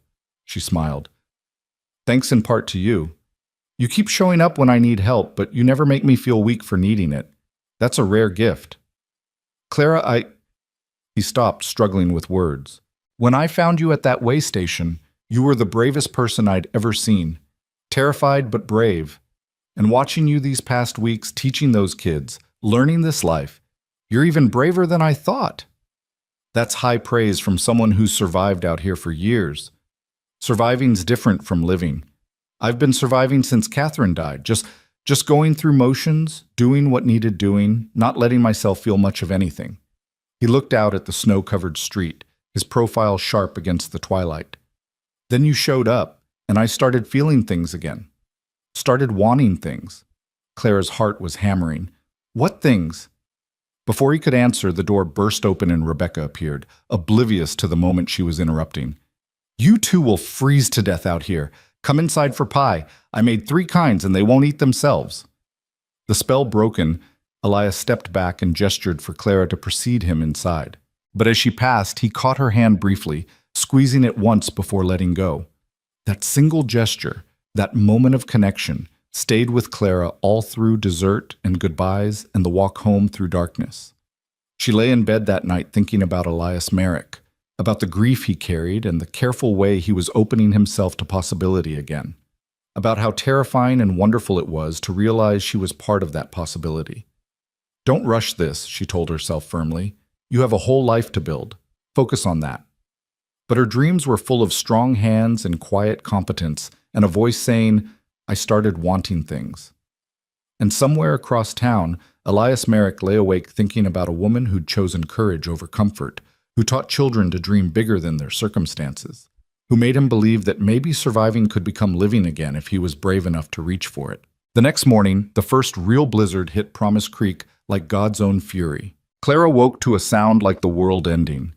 Wind howled around Mrs. Peterson's boarding house with a fury that made the windows rattle in their frames.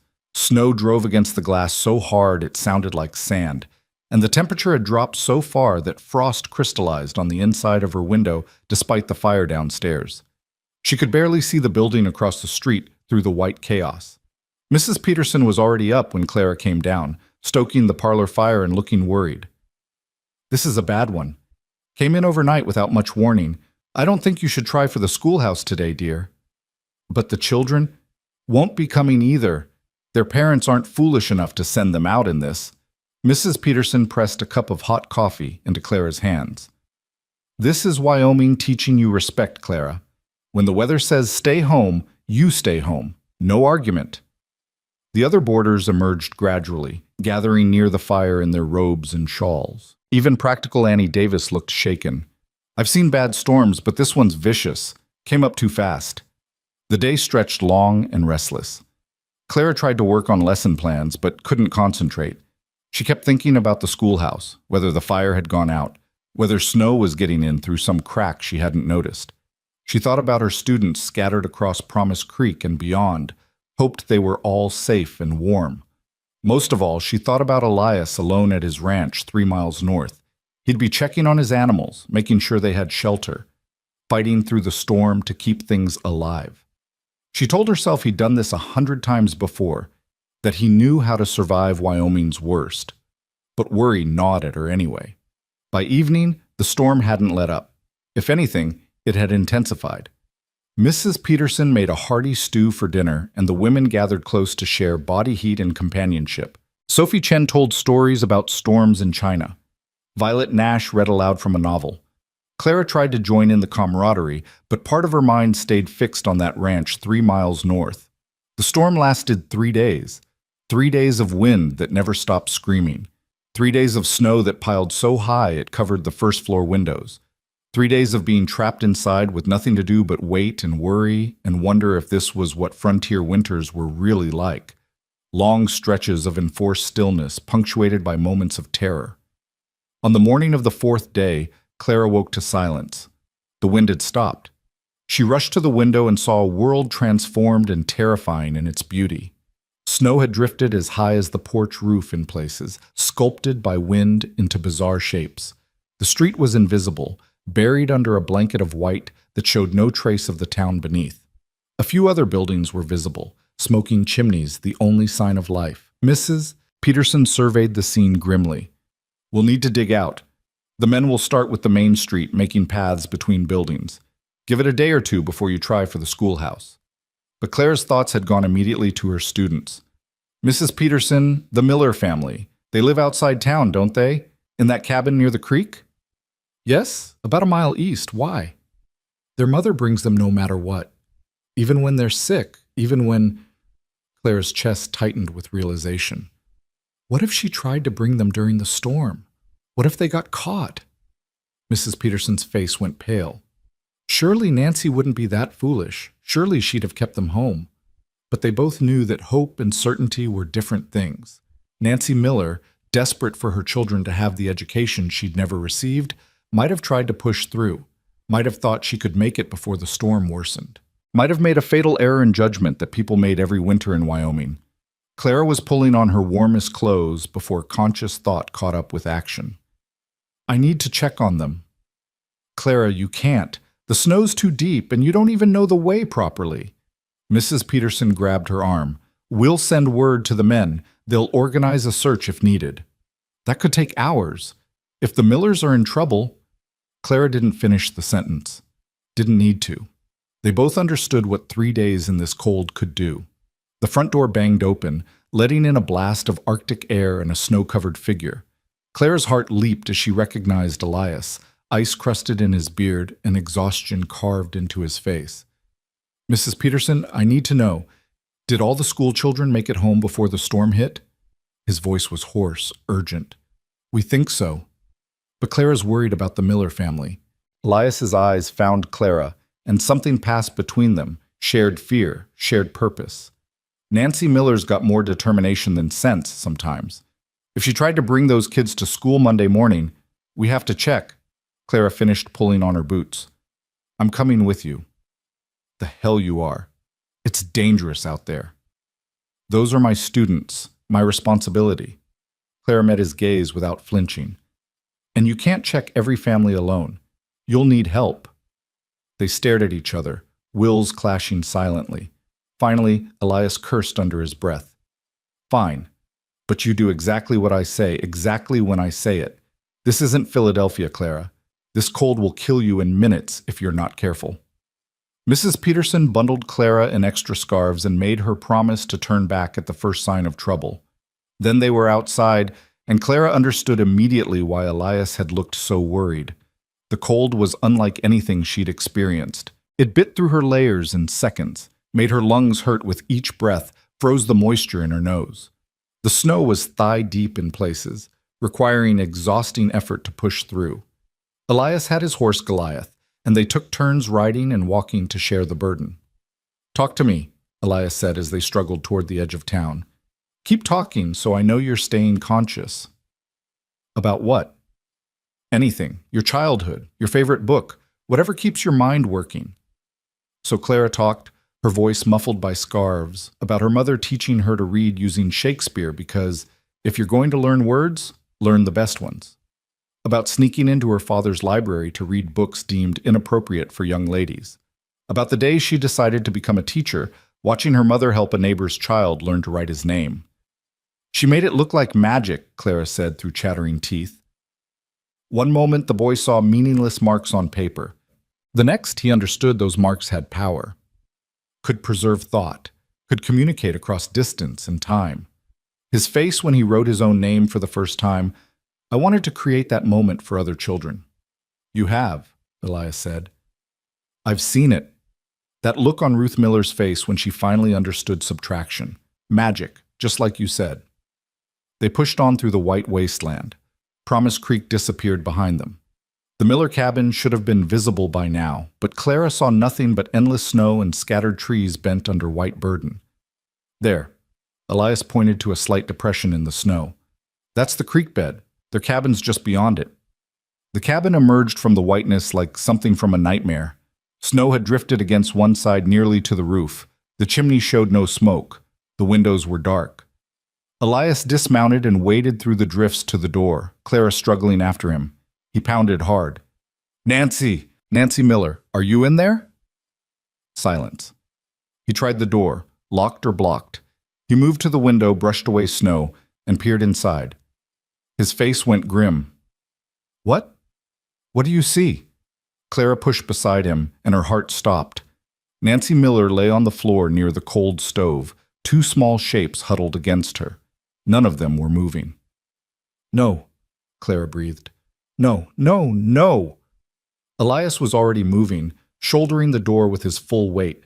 It gave on the third try, and they tumbled into the dim interior. The cold inside was barely less than the cold outside. The stove held only dead ash. Frost covered the walls. Clara dropped beside Nancy and the children, pulling off her gloves to check for pulses with shaking fingers. They're alive! Oh, God, they're alive, but so cold! Nancy's eyes fluttered open, confused and unfocused.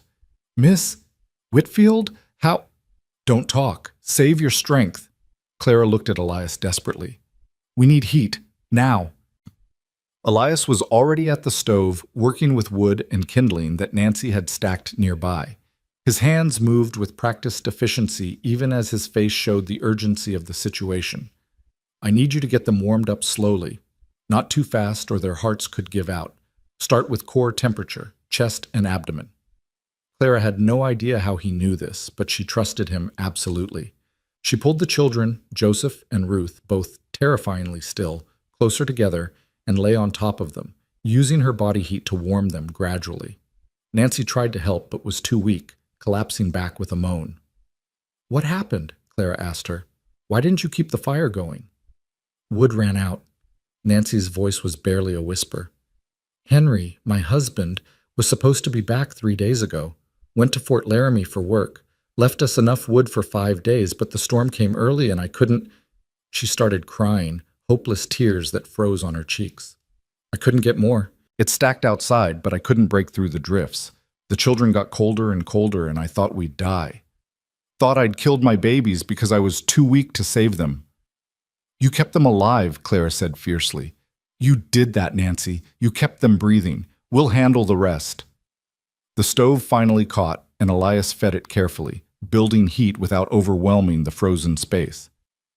Clara, there's blankets on the bed. Get them. They wrapped the children in layers, holding them close, willing warmth into their small bodies. Joseph stirred first, his eyes opening with confusion and fear. Mama? I'm here, baby. I'm here. Nancy pulled him close, sobbing with relief. Ruth took longer. Clara held her against her chest, talking to her constantly. Come on, Ruth. Come back. You have so many stories left to write, remember? You were going to tell me about the summer you found that bird's nest. Come on, sweetheart. Come back. Finally, Ruth's eyes opened. Miss Whitfield, why are you crying? Clara laughed through tears she hadn't realized she was shedding. Because I'm so happy to see you, Ruth. So very happy. Elias appeared with hot water he'd somehow heated on the now roaring stove. Get this into them. Small sips. Nancy, too. The next hour was focused entirely on warming the Miller family back to life. Clara made weak tea from Nancy's stores and got it into them sip by sip. Elias brought in armload after armload of the wood that was stacked outside, ensuring they'd have heat for days. He checked the cabin for other problems, finding places where wind had gotten through chinks in the walls and stuffing them with rags. Henry should be horsewhipped for leaving you with so little, Elias muttered, examining the nearly empty larder. There's barely any food here. He didn't know the storm would come early, Nancy said weakly, defensive even now. He's a good man. Things have been hard. Clara and Elias exchanged glances. Whatever Henry Miller's virtues, leaving his family this vulnerable showed terrible judgment at best. Nancy, you and the children need to come back to town, Clara said firmly. At least until Henry returns. Mrs. Peterson will have room. I can't abandon our home. What if Henry comes back and we're not here? Then he'll come to town looking for you, and he'll find you safe instead of frozen. Clara's voice was sharp with anger she was trying to control. You nearly died. Your children nearly died. I'm not asking, Nancy. I'm telling you. You're coming with us. Nancy was too weak to argue further. Within the hour, they had the family bundled for travel. Joseph could walk with help. Ruth had to be carried. Nancy leaned heavily on Clara as they struggled back through the snow toward Promise Creek. The journey back was even more grueling than the journey out. Elias carried Ruth on the horse while Clara and Nancy walked, supporting each other, with Joseph between them. The cold seemed to have intensified, or maybe Clara was just more exhausted, more aware of how close they'd all come to tragedy. They finally reached town as twilight fell. Mrs. Peterson took one look at the Miller family and went into full maternal crisis mode, hustling them inside, stripping off wet clothes, wrapping them in blankets, forcing hot soup down their throats. Clara collapsed into a chair near the fire, too exhausted to move. Every muscle ached. Her fingers and toes burned as sensation returned. She couldn't stop shaking, and not entirely from cold. Elias dropped into the chair beside her, looking equally wrecked. You did good out there. We both did. Clara turned to look at him, seeing the exhaustion and something else in his face. How did you know to come check? How did you know to ask about the school children? Been through too many winters not to know how people think. Nancy Miller's determination is admirable but dangerous. When the storm hit, I had a bad feeling. He rubbed his face tiredly. Soon as I could get through this morning, I came to town. If you hadn't been worried too, if we'd waited even a few more hours. He didn't finish, didn't need to. You saved them, Clara said quietly. If you hadn't thought to check, if you hadn't known what to do, we saved them, Elias corrected. I couldn't have gotten them back alone. And they needed you, Clara. Needed to see their teacher cared enough to come for them. That mattered as much as the physical rescue. Mrs. Peterson appeared with hot tea and brandy. Drink this, both of you. Doctor's checking the Millers now. He says they'll recover, thanks to you two. Clara, you're a hero. I'm an idiot who didn't realize how dangerous winter could be. Clara accepted the spiked tea gratefully. Mrs. Peterson, where will they stay? Nancy said they can't pay. They'll stay here until Henry returns, and I won't hear a word about payment. This is what community means, Clara. We take care of our own. She looked between Clara and Elias with an expression that was hard to read. Both of you get some rest. You've earned it. Over the next few days, as the Miller family slowly recovered, the full story emerged. Henry Miller had indeed gone to Fort Laramie for work, backbreaking construction that paid desperately needed money. He'd planned to return before any storms hit, but his employer had kept extending the job, dangling more money that Henry couldn't afford to refuse. By the time he tried to leave, the blizzard had trapped him there just as thoroughly as it had trapped his family in Promise Creek.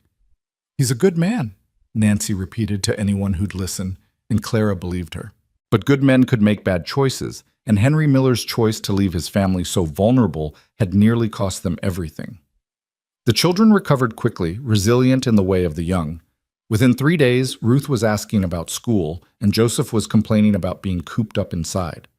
Clara visited them daily, bringing books and lessons, refusing to let their education lapse, even in crisis. On one visit, she found Ruth writing carefully on a piece of paper.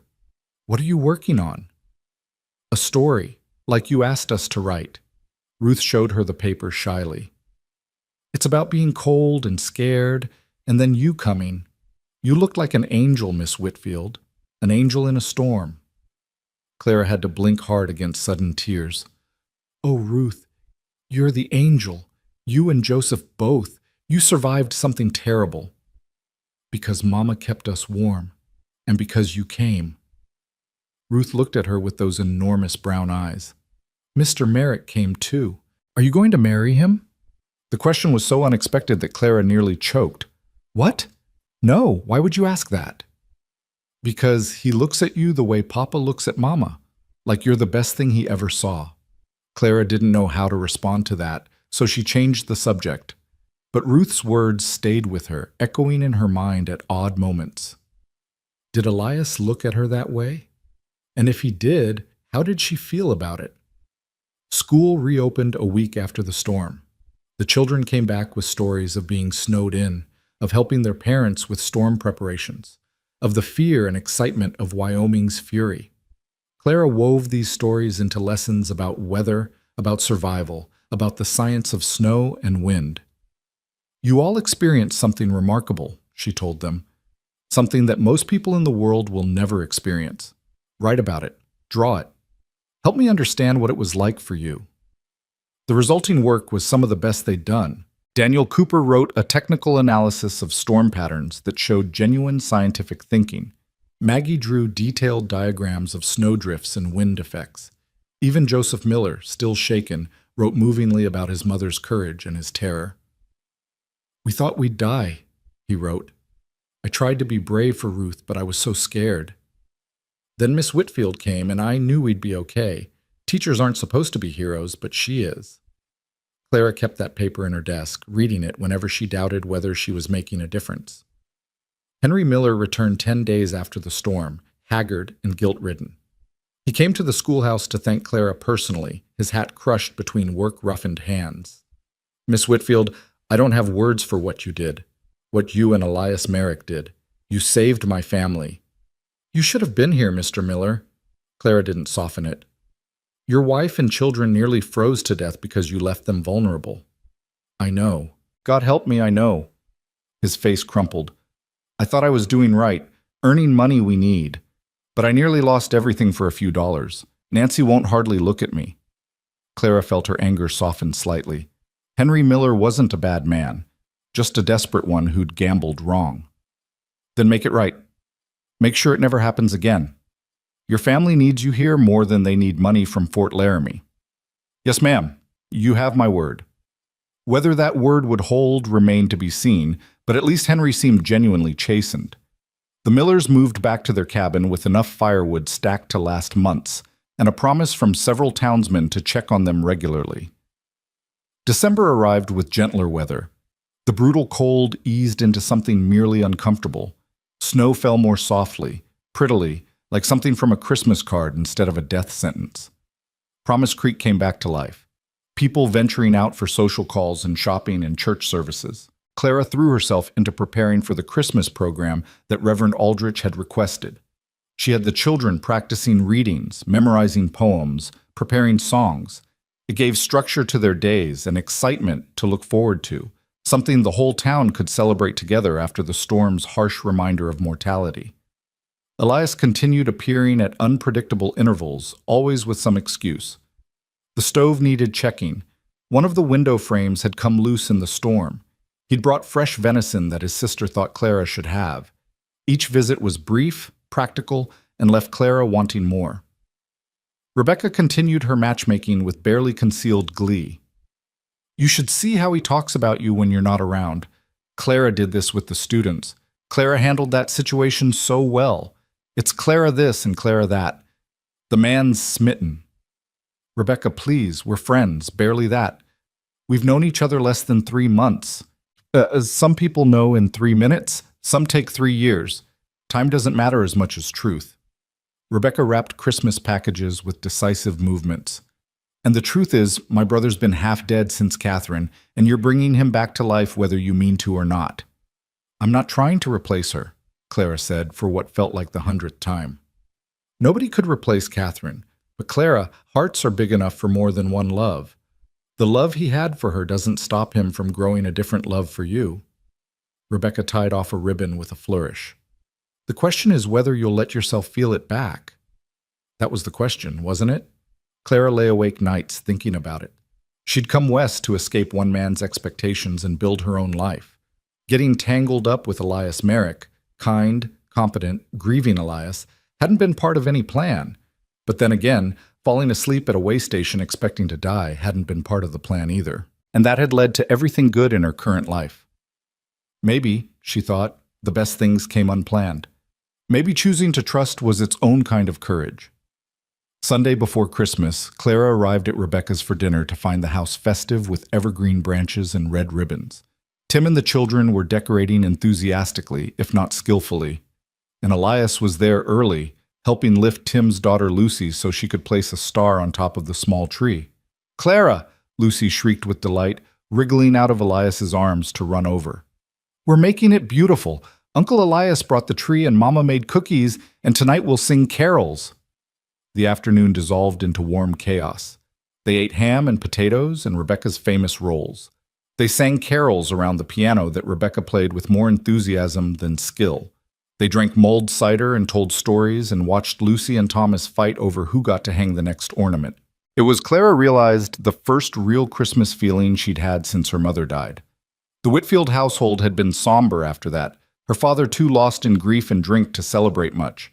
But this was joy. Messy, loud, imperfect joy. She looked across the room and found Elias watching her, and the expression on his face made her breath catch. Ruth Miller had been right. He did look at her like she was the best thing he'd ever seen, like she was starlight and hope and possibility all wrapped in imperfect human form. And Clara realized with sudden clarity that she looked at him the same way.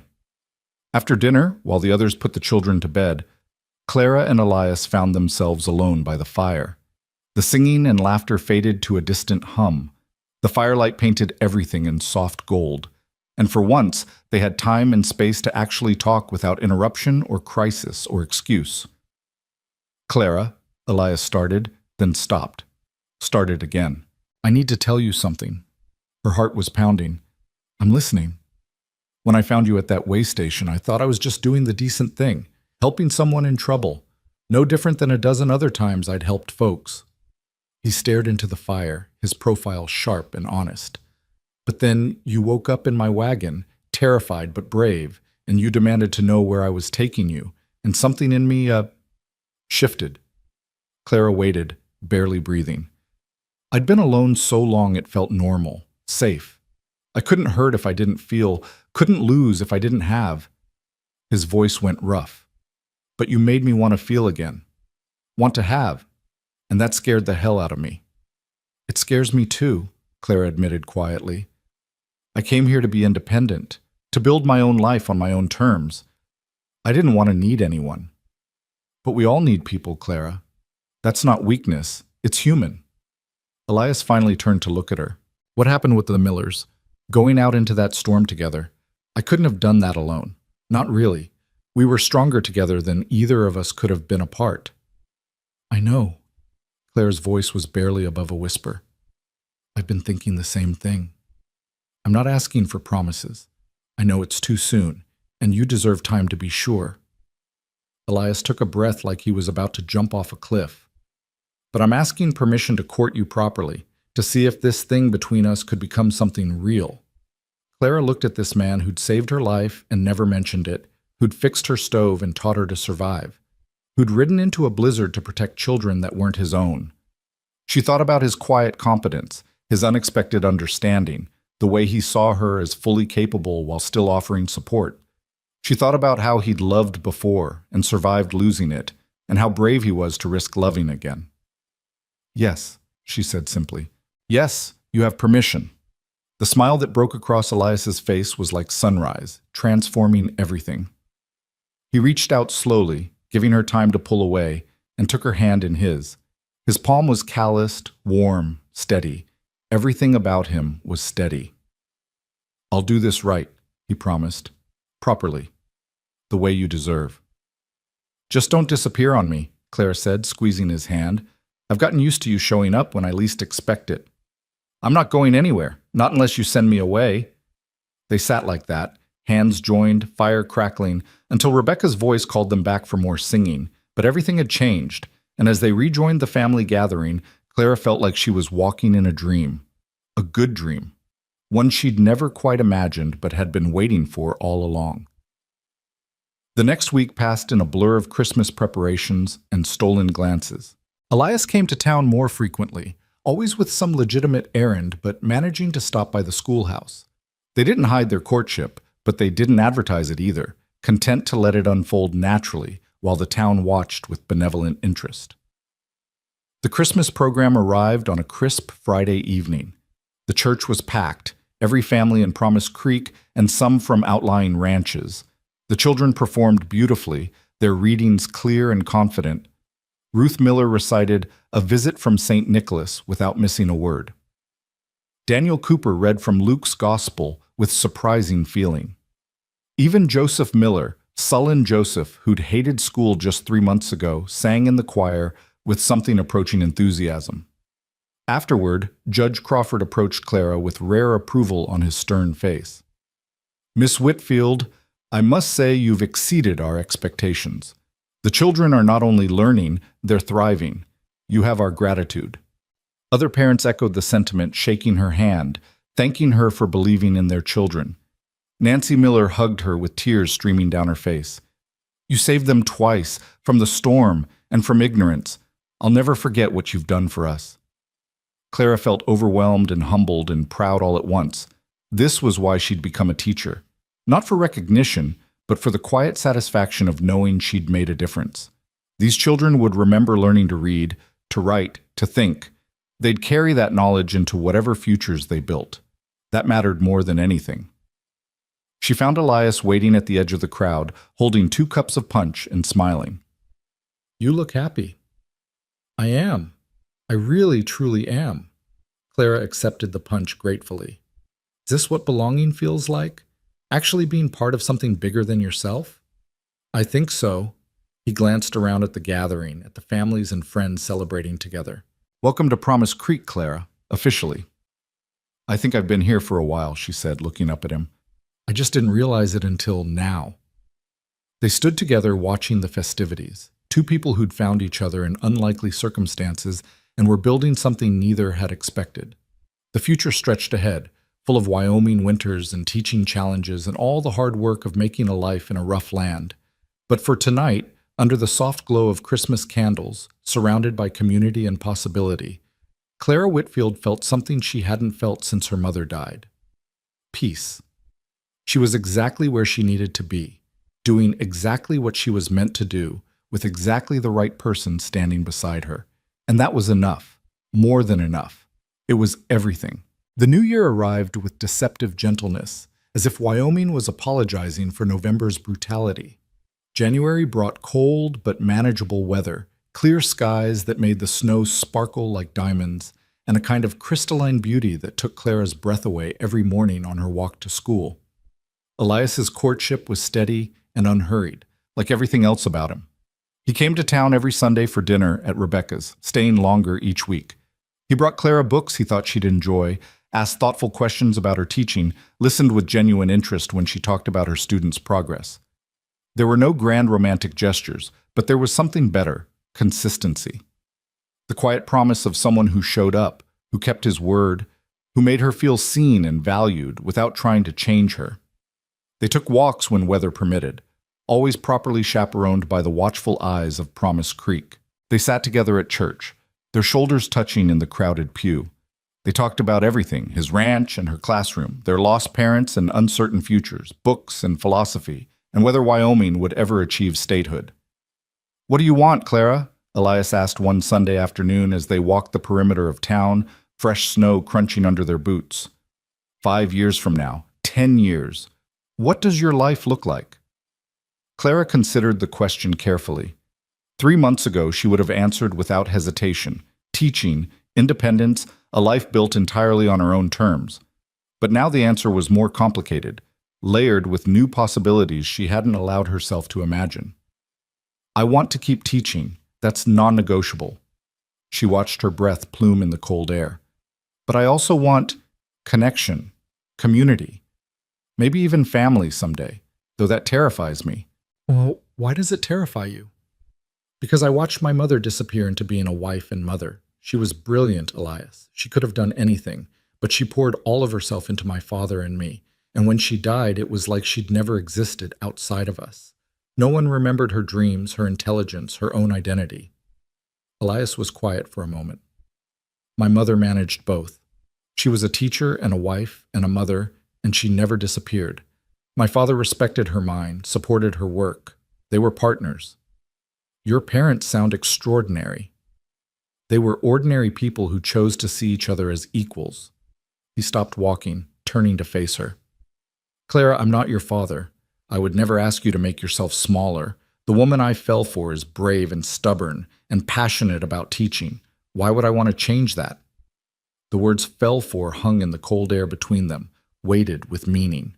Clara's heart did something complicated in her chest. "You fell for me?" Her voice came out softer than intended. "Completely. Probably from the moment you woke up in my wagon demanding answers, scared but refusing to show it." His eyes were steady on hers.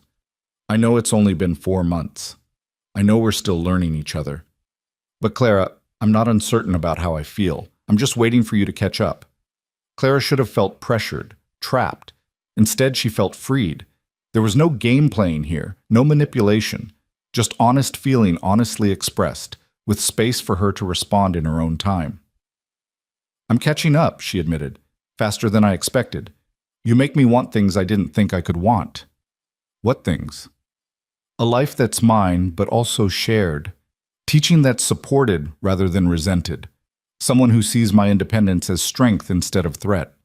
She took a breath. "You, Elias. I want you." His smile was like spring breaking through winter. He reached for her hand, lacing their fingers together even through the gloves. "Then you have me. For as long as you'll keep me." They walked back toward town, hand in hand, and Clara felt something settle in her chest. Not the loss of freedom she'd feared, but the gain of partnership. The understanding that love didn't have to diminish. It could expand, making room for more versions of yourself than you'd imagined possible. February tested that understanding.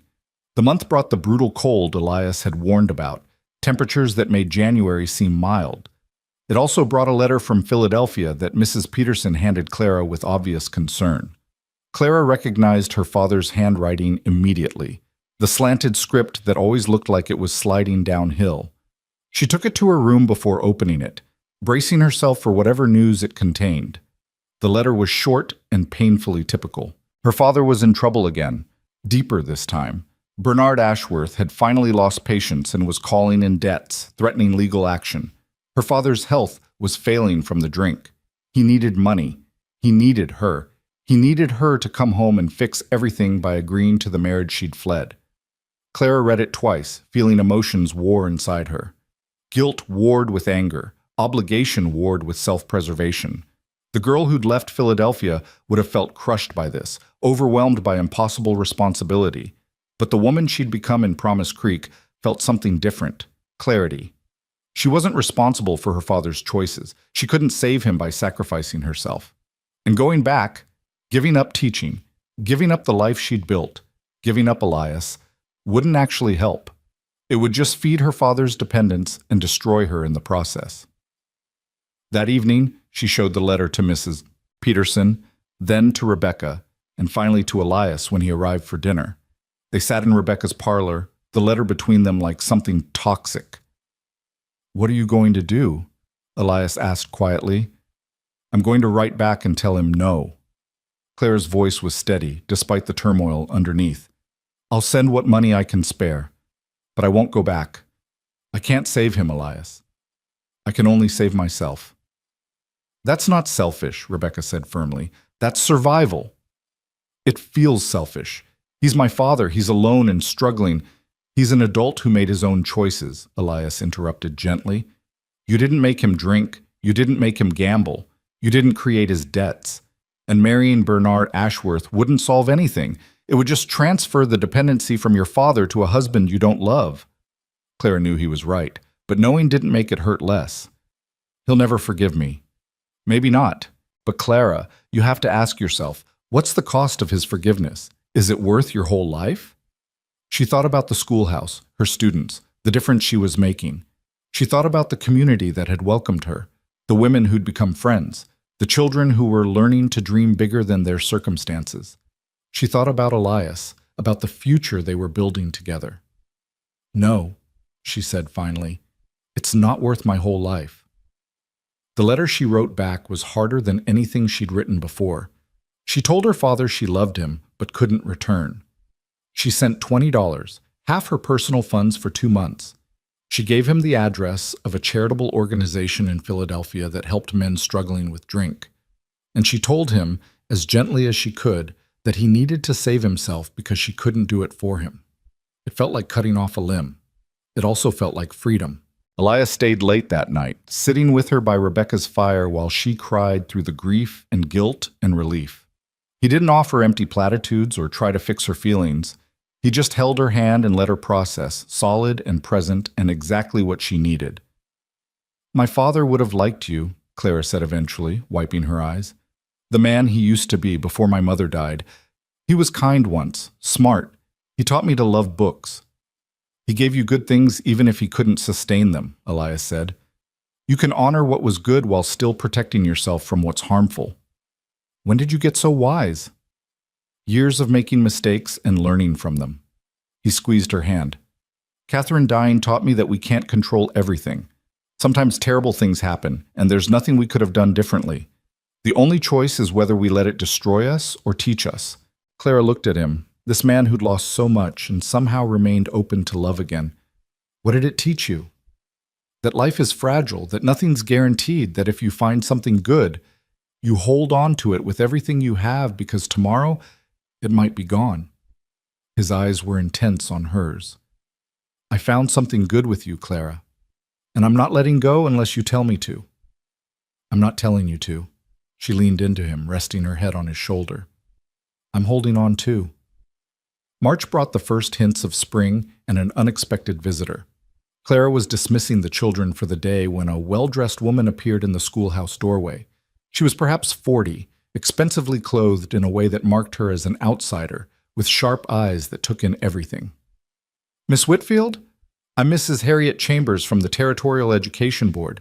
I'm here to evaluate your teaching." Clara's stomach dropped. She hadn't been informed of any evaluation, hadn't prepared anything special. The classroom was in its usual state, cluttered with student work, chalk dust everywhere, a half-written lesson still on the board. "Of course. Please, come in." Clara scrambled to present herself professionally. "I apologize for the mess. We've been working on a science project about local wildlife." Mrs. Chambers walked slowly around the room, examining everything. She picked up student papers, studied the lesson plan on Clara's desk, ran her finger along the bookshelf. Her face revealed nothing. "Tell me about your curriculum," she said finally. Clara took a breath and launched into an explanation of her teaching methods. She talked about differentiated instruction for the wide age range, about incorporating local history and science, about teaching writing through personal narrative. She showed Mrs. Chambers examples of student work. Daniel Cooper's advanced mathematics, Ruth Miller's improved reading, Joseph Miller's storytelling. Mrs. Chambers listened without interrupting, occasionally making notes in a small book. When Clara finished, the evaluator was silent for a long moment. "Miss Whitfield, your classroom management is unconventional. Your methods don't align with standard pedagogical practices. Your record-keeping is somewhat haphazard." She paused, and Clara's heart sank. "However, your students are clearly thriving. I've reviewed their progress since you arrived. Reading comprehension up across the board, mathematical skills improved, and most notably, attendance has increased 20%. Clara blinked in surprise. "Attendance? Children want to come to school when taught by you. Parents are keeping their children enrolled instead of pulling them for farm work. That's the best metric of effective teaching." Mrs. Chambers closed her notebook. "You're doing excellent work here, Miss Whitfield. Keep it up." Relief flooded through Clara so intensely she felt lightheaded. "Thank you. I wasn't expecting evaluation. We never announce them. More authentic that way." Mrs. Chambers moved toward the door, then paused. "I also heard about your rescue of the Miller family during the blizzard. That kind of dedication to students is rare. Wyoming is lucky to have you." After she left, Clara sank into her desk chair, emotions overwhelming her. She'd passed.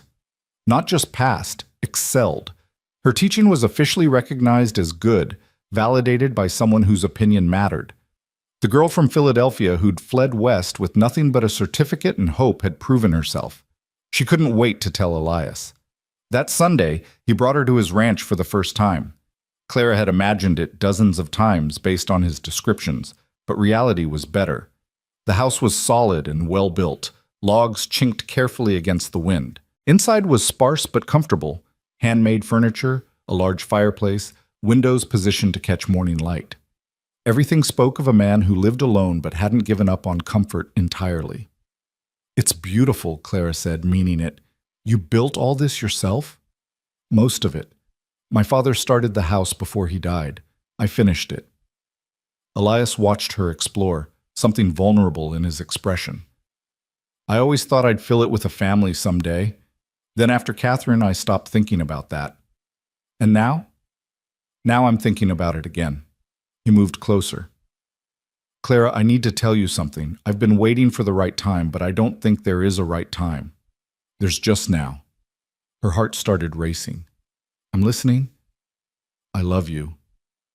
He said it simply, without flourish. "I love your courage and your stubbornness and the way you fight for those kids. I love how you make me laugh and challenge me and see the world differently. I love who I am when I'm with you." Clara felt tears prick her eyes. "Elias, I know it's only been 5 months. I know by Philadelphia standards that's too fast. But out here, we don't have the luxury of taking years to decide. Life's too uncertain, and I'm certain about you." He took both her hands in his. "I'm not asking yet. I'm just telling you how I feel, so you know. So you can think about what you want our future to look like." Clara looked at their joined hands, then up at his face, weathered and honest and full of hope. She thought about the journey that had brought her here, from that way station where she'd expected to die to this ranch, where she was being offered a life beyond anything she'd imagined. "I love you too," she said, and watched wonder bloom across his face. "I've been trying not to say it, trying to be careful and sensible. But Elias, I fell in love with you somewhere between you saving my life and teaching me to bank a fire. You make me feel strong and vulnerable at the same time. You make me want forever. Then let me give you forever." He pulled something from his pocket, a simple gold band with a small stone. "This was my mother's ring. She told me before she died to give it to someone who'd honor both the teaching and the loving, someone who'd be a partner, not a decoration." Clara stared at the ring, her breath catching. "Marry me, Clara. Not because you need saving or because frontier life requires it. Marry me because we're better together than apart. Because I want to wake up every day knowing you're building the life you want, and I get to be part of it." His voice was steady, but his hands shook slightly. "Teach your students, change the world, be exactly who you are. Just let me stand beside you while you do it." The proposal was everything Clara hadn't known she needed.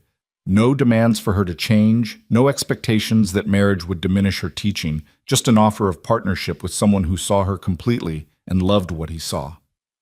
"Yes." The word came out choked with tears. "Yes, I'll marry you."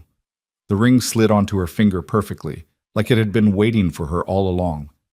Elias pulled her close and kissed her, and Clara felt the last pieces of her old life fall away. She wasn't running anymore. She wasn't afraid. She was choosing, actively, deliberately choosing this man, this place, this future. When they finally pulled apart, both laughing and crying, Elias rested his forehead against hers. "Rebecca's going to be insufferable. She'll claim credit for this." "She probably deserves it," Clara admitted. "She saw this before we did." "No, I saw it the night I found you at that way station. I just had to wait for you to see it too." The announcement of their engagement sent Promise Creek into delighted chaos. Mrs. Peterson cried and hugged Clara and immediately began planning details. Rebecca did indeed claim full credit for the match and started organizing a wedding before Clara had even set a date. The school children were thrilled, especially Ruth Miller, who declared she'd known it would happen because that's how love works. Judge Crawford personally congratulated Elias, telling him he was marrying above his station, but then again, most men do. Samuel Hayes offered to host the reception at his feed store, which Clara and Elias politely declined. Reverend Aldrich launched into a 15-minute sermon about the sanctity of marriage during the next Sunday service, clearly directed at the happy couple. Through it all, Clara kept teaching. That was non-negotiable, and Elias never suggested otherwise. They planned the wedding for June, after school let out for summer, giving them time to prepare without disrupting her students' education. April and May passed in a blur of lesson planning and wedding preparations. Clara's students continued to thrive. Even Joseph Miller admitted he didn't hate school anymore, which was practically a declaration of love. Daniel Cooper was reading Latin fluently and talking about maybe becoming a lawyer someday. The Hayes sisters were writing stories that showed real literary promise. Sarah Thompson had come out of her shell entirely, participating eagerly in class discussions. The changes weren't just academic. These children were thinking bigger, dreaming beyond the narrow confines they'd been born into. That was what Clara had hoped for, what she'd worked toward, and now it was bearing fruit. In mid-May, another letter arrived from Philadelphia. Clara opened it with trepidation, expecting more guilt or demands. Instead, she found something unexpected. Her father had stopped drinking. He'd joined the charitable organization she'd recommended and was working as a clerk to pay down his debts. He wasn't asking for money or for her to return. He was apologizing, genuinely, humbly apologizing for the burden he'd placed on her, for trying to sell her in marriage to save himself, for not being the father she'd deserved. "I'm proud of you," he wrote in shaky script. "Your mother would be proud too. You became the woman she hoped you'd be, strong and independent and making a difference in the world. I'm sorry I tried to stop that. I'm sorry for everything." Clara read the letter 3 times, tears streaming down her face. It wasn't perfect. Her father had a long road ahead, and she had no illusions that this was permanent. But it was a start. And more importantly, it released her from the last chains of guilt. She could move forward into her new life without the weight of unfinished business pulling her back. She showed Elias the letter that evening. He read it silently, then pulled her close. "Does this change anything for you?" "No, it just makes it easier." She leaned into his warmth. "I can forgive him now without having to sacrifice myself to prove it. That's a gift." "Then I'm glad he gave it to you." The last weeks before the wedding were a whirlwind. Clara finished the school year with a final program that showcased everything her students had learned. Parents came away amazed at the progress their children had made. The school board offered Clara a contract for the next year with a salary increase, which she accepted immediately. Rebecca and Mrs. Peterson and half the women in Promise Creek descended on Clara with dresses and flowers and detailed opinions about every aspect of the ceremony. Elias mostly stayed out of it, wisely recognizing when retreat was the better part of valor. But he made sure Clara's preferences were honored, stepping in when the planning threatened to overwhelm her. "It's your day," he told the assembled women firmly. "Clara's day.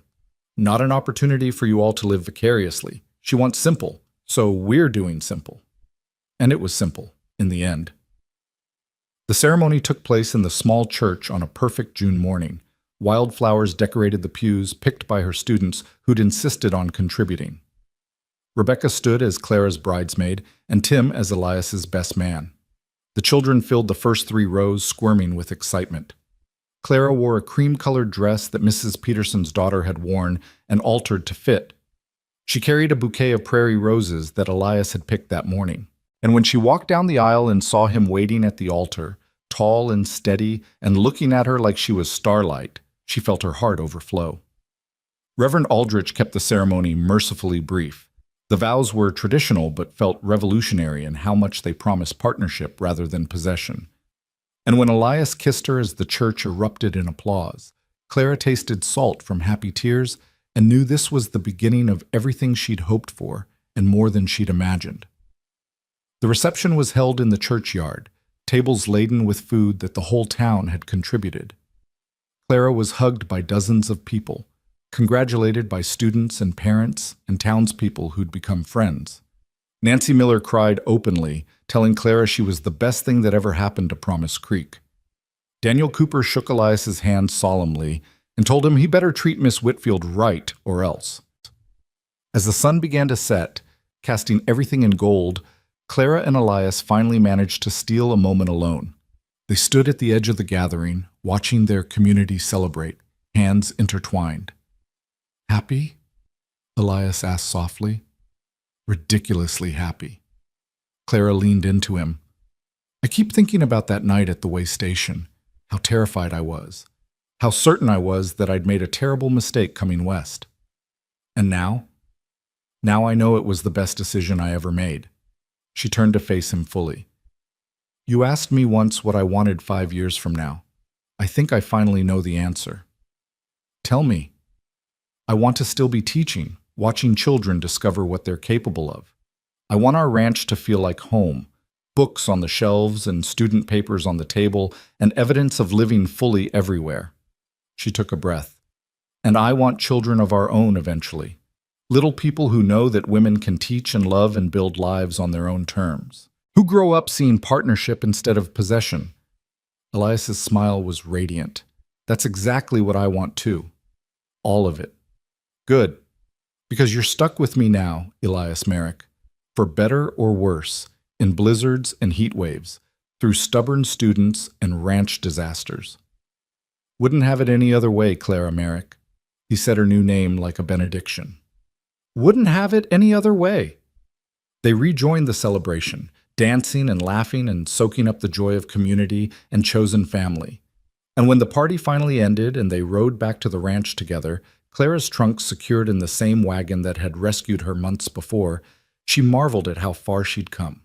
From Philadelphia to Promise Creek, from desperate flight to deliberate choice, from the girl who'd fallen asleep beside her luggage expecting to die to the woman who'd been lifted into a wagon by a quiet cowboy and carried toward an unexpected future.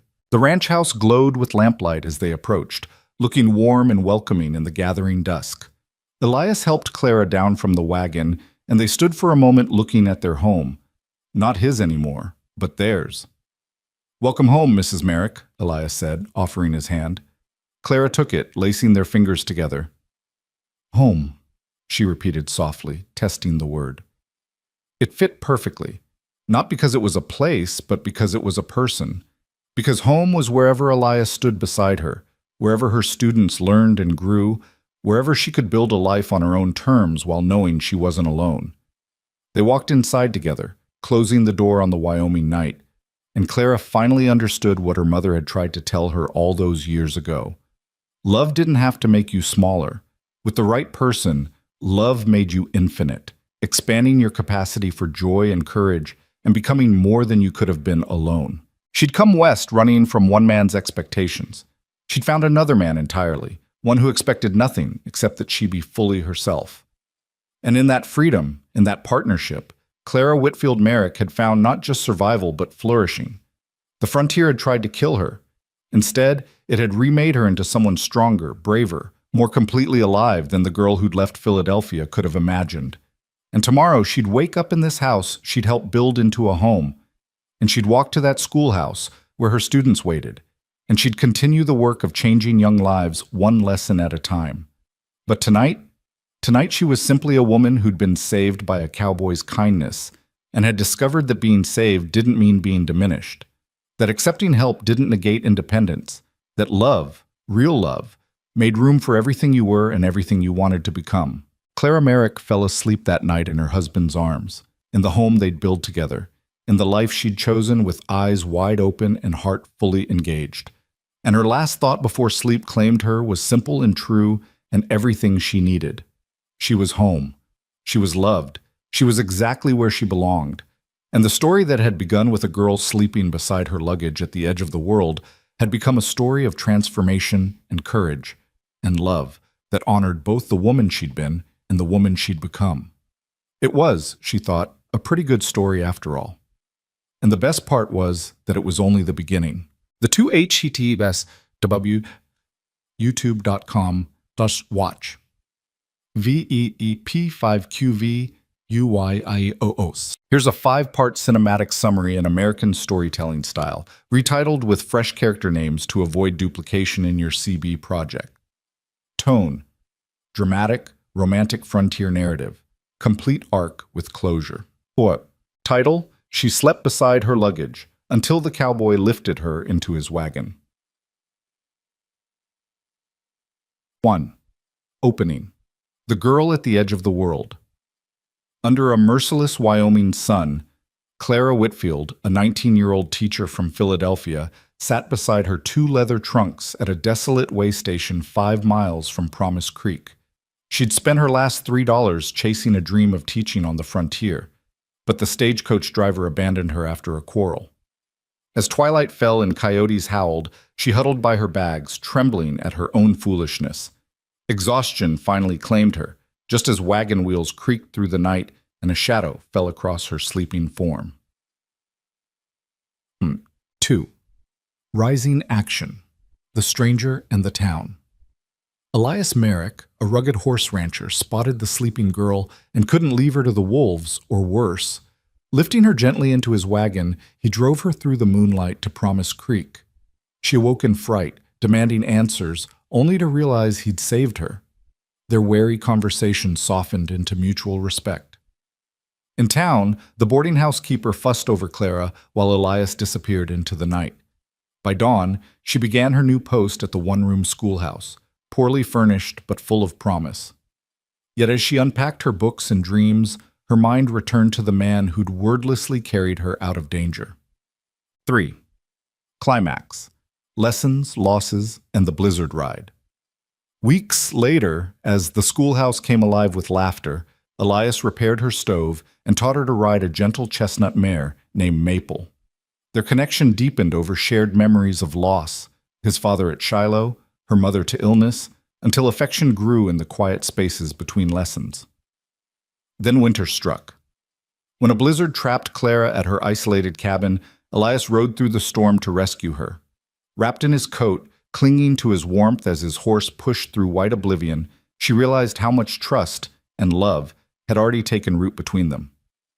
That night, safe by Mrs. Peterson's fire, he spoke her name softly for the first time, and something in her heart shifted forever. 4. Resolution, the courtship, and the choice. Snow melted into spring, and what began as gratitude became an open courtship. Elias admired Clara's fierce independence. She admired his integrity and calm strength. Their dinners in town were talk of Promise Creek. Over pie and coffee, she confessed the truth about leaving Philadelphia, her father's debts, the suitor she refused, the need to live with purpose. Elias listened without judgment, only admiration. By February, he invited her to his ranch, a solid home built with his own hands, already prepared for a family. Before the fire, he took her hand and, with quiet conviction, asked her to marry him. Her yes was tearful, certain, and complete. 5. Breakthrough and ending, from rescue to home. June brought wildflowers and wedding bells. The townsfolk filled the small church, her students carrying a quilt stitched with lessons they'd learned under Miss Whitfield. When Elias kissed her as Mrs. Merrick, it was gentle, reverent, and full of promise. As they rode back to the ranch, the same road where he'd once found her asleep beside her luggage, Clara gazed at the open plains and thought of how far she'd come. She wasn't a lost girl anymore. She was a teacher, a wife, and a woman who had crossed a continent to find not just survival, but belonging. When Elias handed her the reins and said, "Welcome home," she smiled through tears and whispered, "Home," knowing this love, born in dust and moonlight, would carry them through every season ahead.